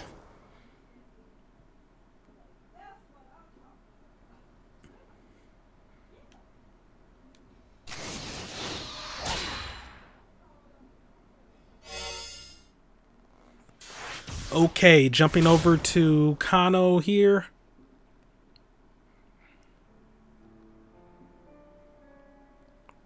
After the young man's desperate pleading, the other fellow, apparently his father, finally gave in. He released his hold on Hitomi. The tension in the room was replaced by a solemn air of gravitas. Seeing father and son weeping as they spoke made Kano think back to his conversation with Tatsuno before the stakeout. What was it in people that drove them to do such horrible things? Sometimes it was desire to save the ones they loved. Even such a heartfelt human emotion could drive someone to wrongdoing. Why? Why did people have to be like that?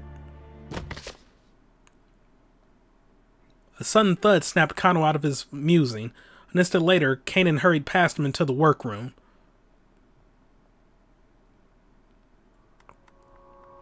Maria had collapsed on the floor, and now Canaan was beside her.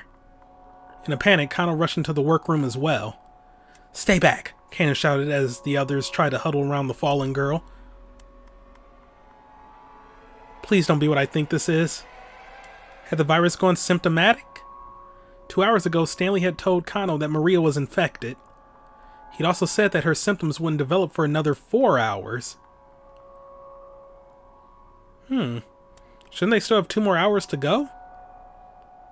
Maria looked like she was dead, her eyes closed, her body motionless. Hitomi tried to approach despite Canaan's warning. "Maria!" she cried. "Maria, what's wrong?" Kano held his arms wide to hold her back. "Your sister has been infected with the UA virus." "The UA virus?" Hitomi's face went pale. "Hey," Kano said to Canaan, "should you really be that close? If she's developed symptoms..." But Canaan didn't move from Maria's side. She calmly rested her hand on the other girl's forehead. "There's no fever," she said, "and there's no blood coming from her ears, no lymph swelling. I'll be alright. She hasn't gone symptomatic yet." "In that case, why did she collapse?" Hitomi asked. "I'm not sure yet. Whatever the case, if we don't get her that antiviral, she's done for." "Then we have to get her to the lab right away," Hitomi said. She was trembling with anxiety. "No, that's not an option." "Oh, no, that's not an option." Kano's tone was grave. "You may already be aware, Miss Osawa, but without a password, we can't access the antiviral storage." "But when I went there, my father and Mr. Tanaka..." "Mamoru Tanaka is dead. Murdered." "What?" She stared at him uncomprehendingly. No. No, that can't be true. He was a member of a crime syndicate. It's possible they killed him in order to silence him. So then, there's no way to save my sister? Oh wow, and all this time I thought it was Tanaka that was giving away their position. Okay, never mind. It was just Daisuke and Tatano. Alright, fair enough. There's a hollow look in Hitomi's eyes. No! I won't accept that! Why? Why can't we help her? But no one had an answer. Kano gritted his teeth and hung his head. Why did it have to come to this? He'd come this far, but there was nothing he could do, and he hated himself for it.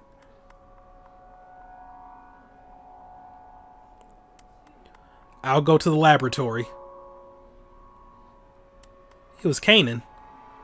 Electronic lock breaking is my specialty. Wait. The young man Achi spoke up suddenly. So you're a martial arts badass, but your specialty is lock breaking? He looked positively dumbstruck. Canaan ignored him, thinking out loud. Brute force. A cryptanalysis technique that involves test input of all theoretically possible patterns. If time were unlimited, this would be the most reliable means of decipherment. However, in practice, the process takes massive amounts of time and computational power, and can be defeated by systems that prohibit access after a limited number of failed input attempts. Side channel.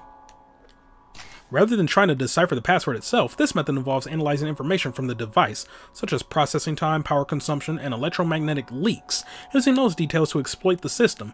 Isolating the run state of devices is a crucial element of countering side channel attacks. Oh dang, we learning about cybersecurity, yo. Shortcut. A cryptanalysis method that uses mathematical algorithms to carry out efficient bulk calculations against a block cipher that makes use of a shared key for encryption and decryption. Even when such calculations are theoretically possible, however, in practice, the process requires large amounts of time, and the block cipher is seldom at real risk. Yo, can we learn about hash tables next? Oh, alright. Given the situation, I think I have to go with side channel. Side channel? Stanley asked. Where's your equipment? One of the lab PCs will suffice. I can connect to a special server from the net. I don't really understand the stuff you're talking about, Achi said, but I'll trust you to handle this. I mean, you did risk your life to save Hitomi from that minivan explosion and all. Canaan nodded. I have to warn you in advance, though. Cryptanalysis can take hours and still yield no results. I can't guarantee I'll be able to get the doors unlocked before Maria develops symptoms.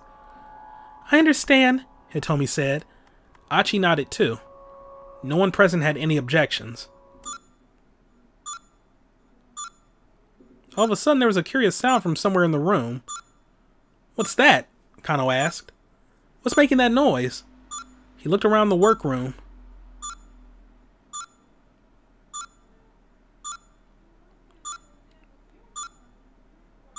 That's my computer. Daisuke hurried to his desktop.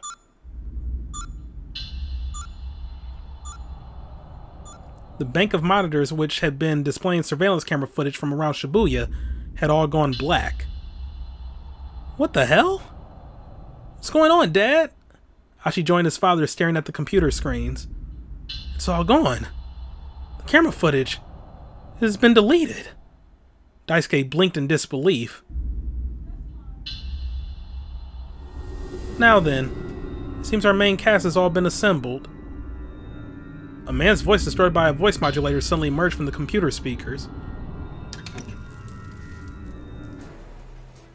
A moment later, the monitors all began to display a view of the inside of the workroom. Dad? What the hell is this?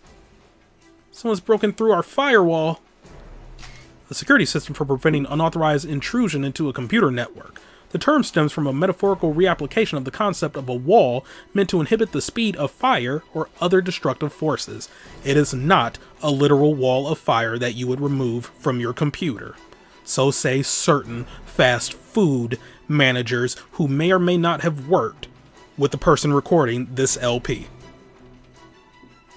Yeah, that actually happened.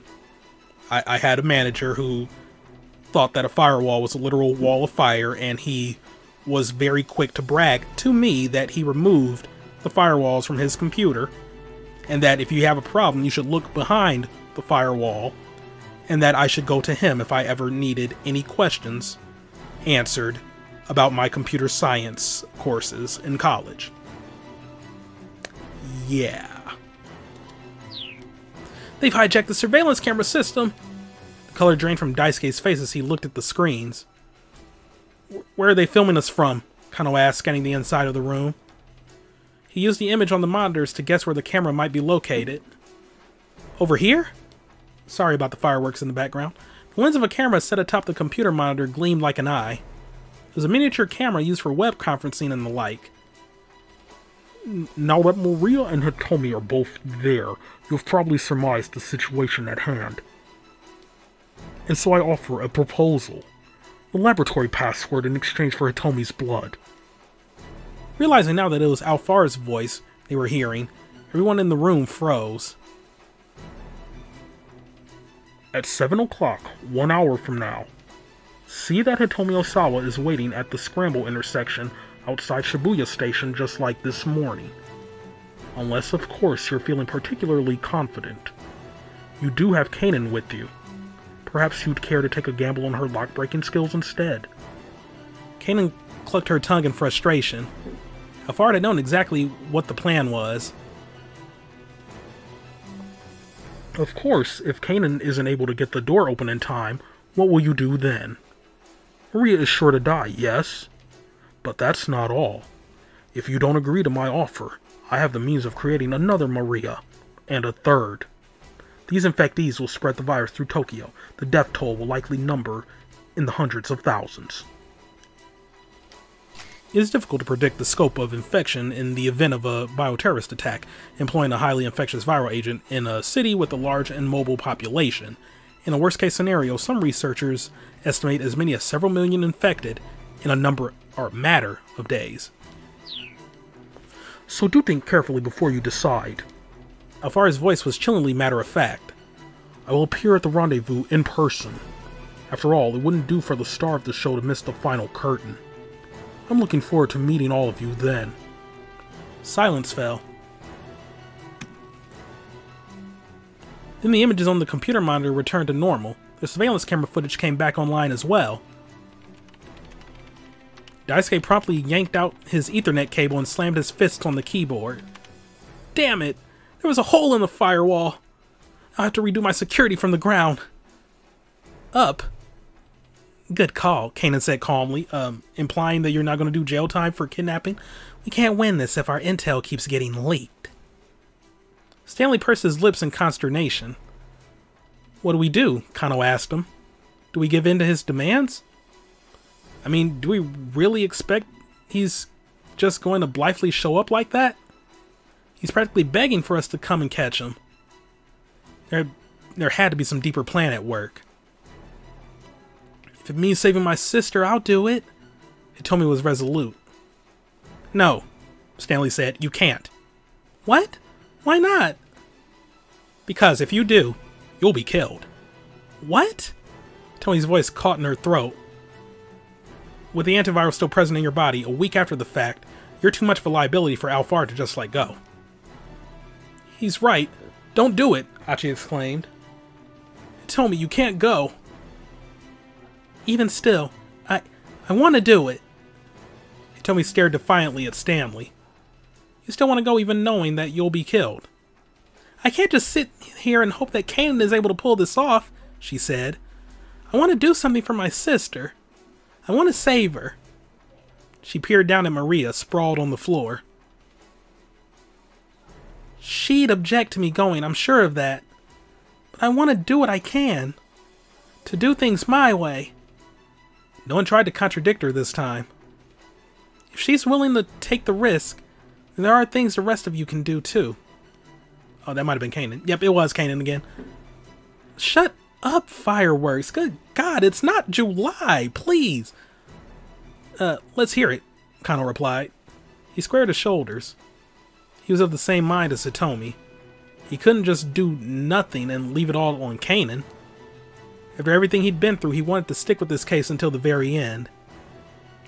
Apprehend Alfard at the rendezvous and demand the password from him. Canaan offered the suggestion as if it were a simple task. It lets you get what you want without putting Hitomi in danger. Kano let out a sigh. Hold on, he said. Even if we do arrest him, how are we going to get him to cough up the password? We don't have time to drag him off to an interrogation room. And besides, he doesn't strike me as the sort to offer a confession that easily. There are ways, Canaan said. Once Alphard has made contact with Hitomi, call my cell phone. Hitomi tilted her head. Call you? I have plenty of information Alphard might want to bargain for. I can negotiate with him directly. Kano considered Canaan's proposal. I see. So we'll try both options. Attempt to hack the password at the lab, and also try negotiating with Alphard. That gives us 2 chances. With that tiny ray of hope, Hitomi's face brightened some. We'll split into 2 groups, one for the lab and one for Shibuya Station, Canaan said. Let's exchange phone numbers so we can be in touch when the time comes. The group quickly shared contact info as suggested. Hitomi and Canaan called one another's phones to be sure. Hitomi's cheerful ringtone felt out of place, but also somehow soothing, a fragment of normalcy in the midst of crisis. Well, guess we're all set then, Hitomi said, looking down at the LCD screen. Her expression turned apologetic. I'm sorry, Canaan, for having to keep putting things on you. Hey, Canaan replied, don't worry about it. Okay, now I guess we should call my father. Shut up, Fireworks. Hitomi called Kenji Osawa on his cell, asking him to let Maria and Canaan into the lab. We'll come back to that jump point. Canaan leaned in to whisper into Canaan's ear. Kano leaned over to whisper into Canaan's ear. Are you sure you're okay with this? With what? I know that you're after Alphard. Are you sure you want to go to the lab and not... Right now, I only want to save Maria. That's all. Her tone was as curt and mechanical as ever, but there was a fierce gleam of determination in her eyes. Maria was clearly someone very special to her. Alright, Kano replied. Leave Alphard to me. He thumped himself on the chest. He'd succeed at this time no matter... No, can't read. He'd succeed this time no matter what the odds. Kano could scarcely recall the whirlwind of events that had brought him here. He'd somehow survived a dozen disasters. Even now, a dear friend was in the hospital at risk of dying. There were times when he'd be ready to give up. And yet, at the end of it all, here he was. His opponent was an international terrorist. No matter how you looked at it, there wasn't a matchup for a mere detective. But I'm going to do it anyway. Rumi, Shizuo, Sasayama, and Detective Tatano. I'm going to take down Alphard and save Maria Osawa's life. Just you watch and see. Why are you putting Tatano in there? I know, right, Fireworks? Like, why is he just going to put Tatano up in there? Dude was like conspiracy to like murder and kidnap. Like, nah, he's an accomplice. Put him away. Oh yeah, that's right. We need to go back for that jump point. Ooh, all right. Okay and okay. I know we're getting there, Fireworks. Just you wait. See, here we are, right here. Fireworks were getting impatient. They were like, hey, we want to see Kenji's side of the story now. Like, okay, chill. Tanaka hadn't given Ai his password.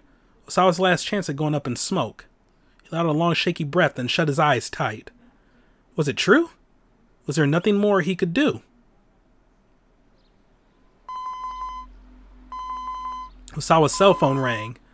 When he saw the name on the incoming call display, he nearly shouted out loud. It was Hitomi. Hitomi? Are you alright?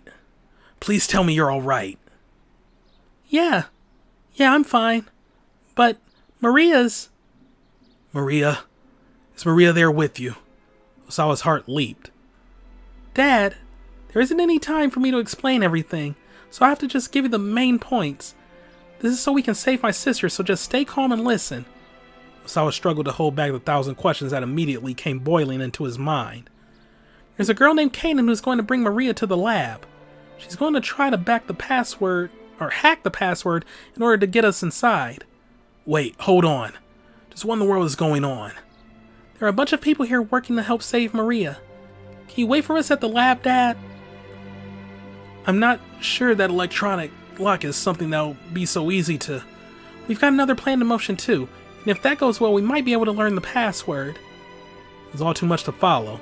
But Osawa realized he'd have to take Hitomi at her word. It was their only hope of saving Maria. Alright, he said. I'll do as you ask. But you said you were trying 2 approaches. You're not going to be in danger, are you? No, I'll be fine. Don't worry about me. Okay. Very well. I'm heading to the laboratory now. You can't! Wow, fireworks. They are really upset about this one. You can't go! The moment Osawa hung up and started for the house, I clung to him from behind.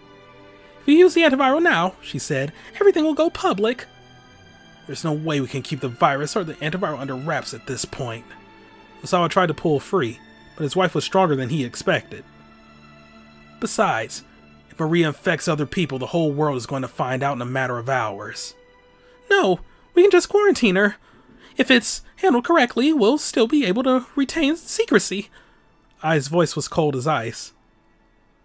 Do you even have any idea what you're saying right now? I do. I know how it sounds. But this is the only thing I can... Her voice trailed off. He could feel the force of her trembling where she held him. Have I really put you into that much of a corner? Osawa slipped from Ai's arms and prostrated himself on the ground in front of her. I'm sorry. I'm truly, truly sorry. Oh, stop this. Get up. If you're really sorry, then don't go to that lab. But Osawa remained silent, his forehead pressed to the dirt. If you use that antiviral without corporate approval, your time with Akoshi is finished. That doesn't matter to me anymore. How can you say that? Virology is the only thing you've ever cared about. I began pummeling his back. Maybe virology is all that I care about. I don't know the first thing about anything else. I never wanted to know. Never even thought to find out. Never bothered to learn what you or my own children might think. I'm a failure. As a father and as a husband. How dare you say that the only... Blah, blah, blah. How dare you say that only after it's come to this? I struck him again, harder than before. You're right, he gasped out the words between her blows. Maybe this has been too long coming. But it's not too late. I can still start over. Start over? She paused in disbelief. You already turned down that American job. If you use the antiviral now, there won't be any starting over. You'll lose everything. Will I lose you too? After you've gone and thrown everything else away like this, how could I possibly stay with you? I was sobbing softly now. So I wondered what her tears were for. But there was only one thing he did know. She was right. They couldn't be together anymore. He got to his feet and headed back into the house, leaving Ai behind.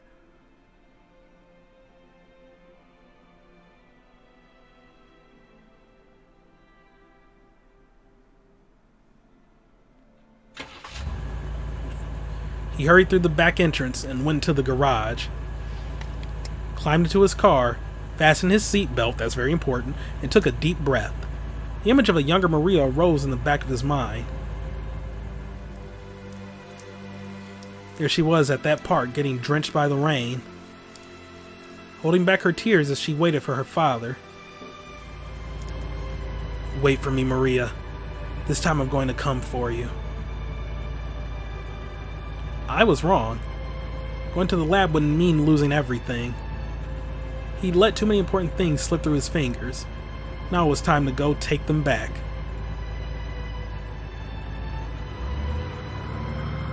Osawa pulled his car onto the street and sped toward the laboratory. Ooh, nice sunset. As if to signal that the long day was drawing to a close, the dazzling sun sank down between the buildings in the distance.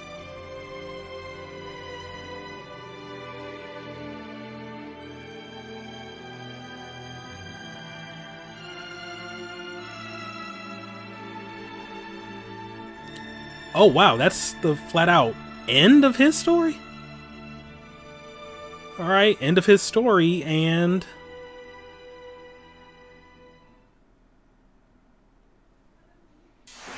Okay, so I guess in the,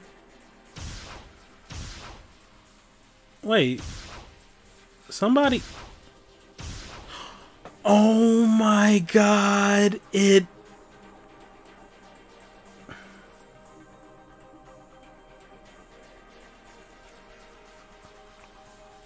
Excuse me for a moment.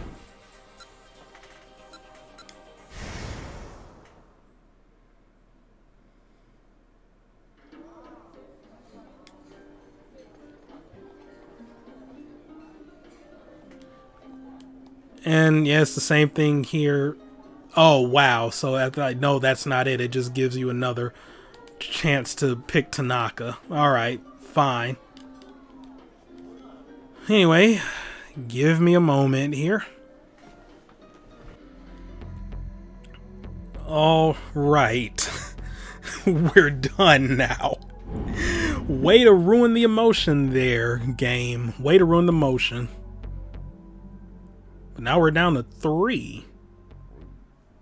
Weird that Minorikawa is going to be lumped in with the other two in terms of importance, but alright. I'm sorry, Suzune. The Uwa is out now. Oh no. Stromino, answer me! You meet at last, Alphard. Ooh, you can go ahead and kill me. 6 to 8? A 2-hour block? Shut up, Fireworks. Okay. Well, clearly this means that next time I cannot record at night like I usually do for this. Wow. Okay, well, next time we go to Minorikawa or Kano to start. I think this is the final block. And it's 2 hours. Okay. So, thank you all for watching. Have a great day, and see you next time for some more Let's Play 428 Shibuya Scramble. I'm not going to say the final part of Shibuya Scramble because I think there's bonus chapters. We'll see. But yeah, it's getting real. Goodbye.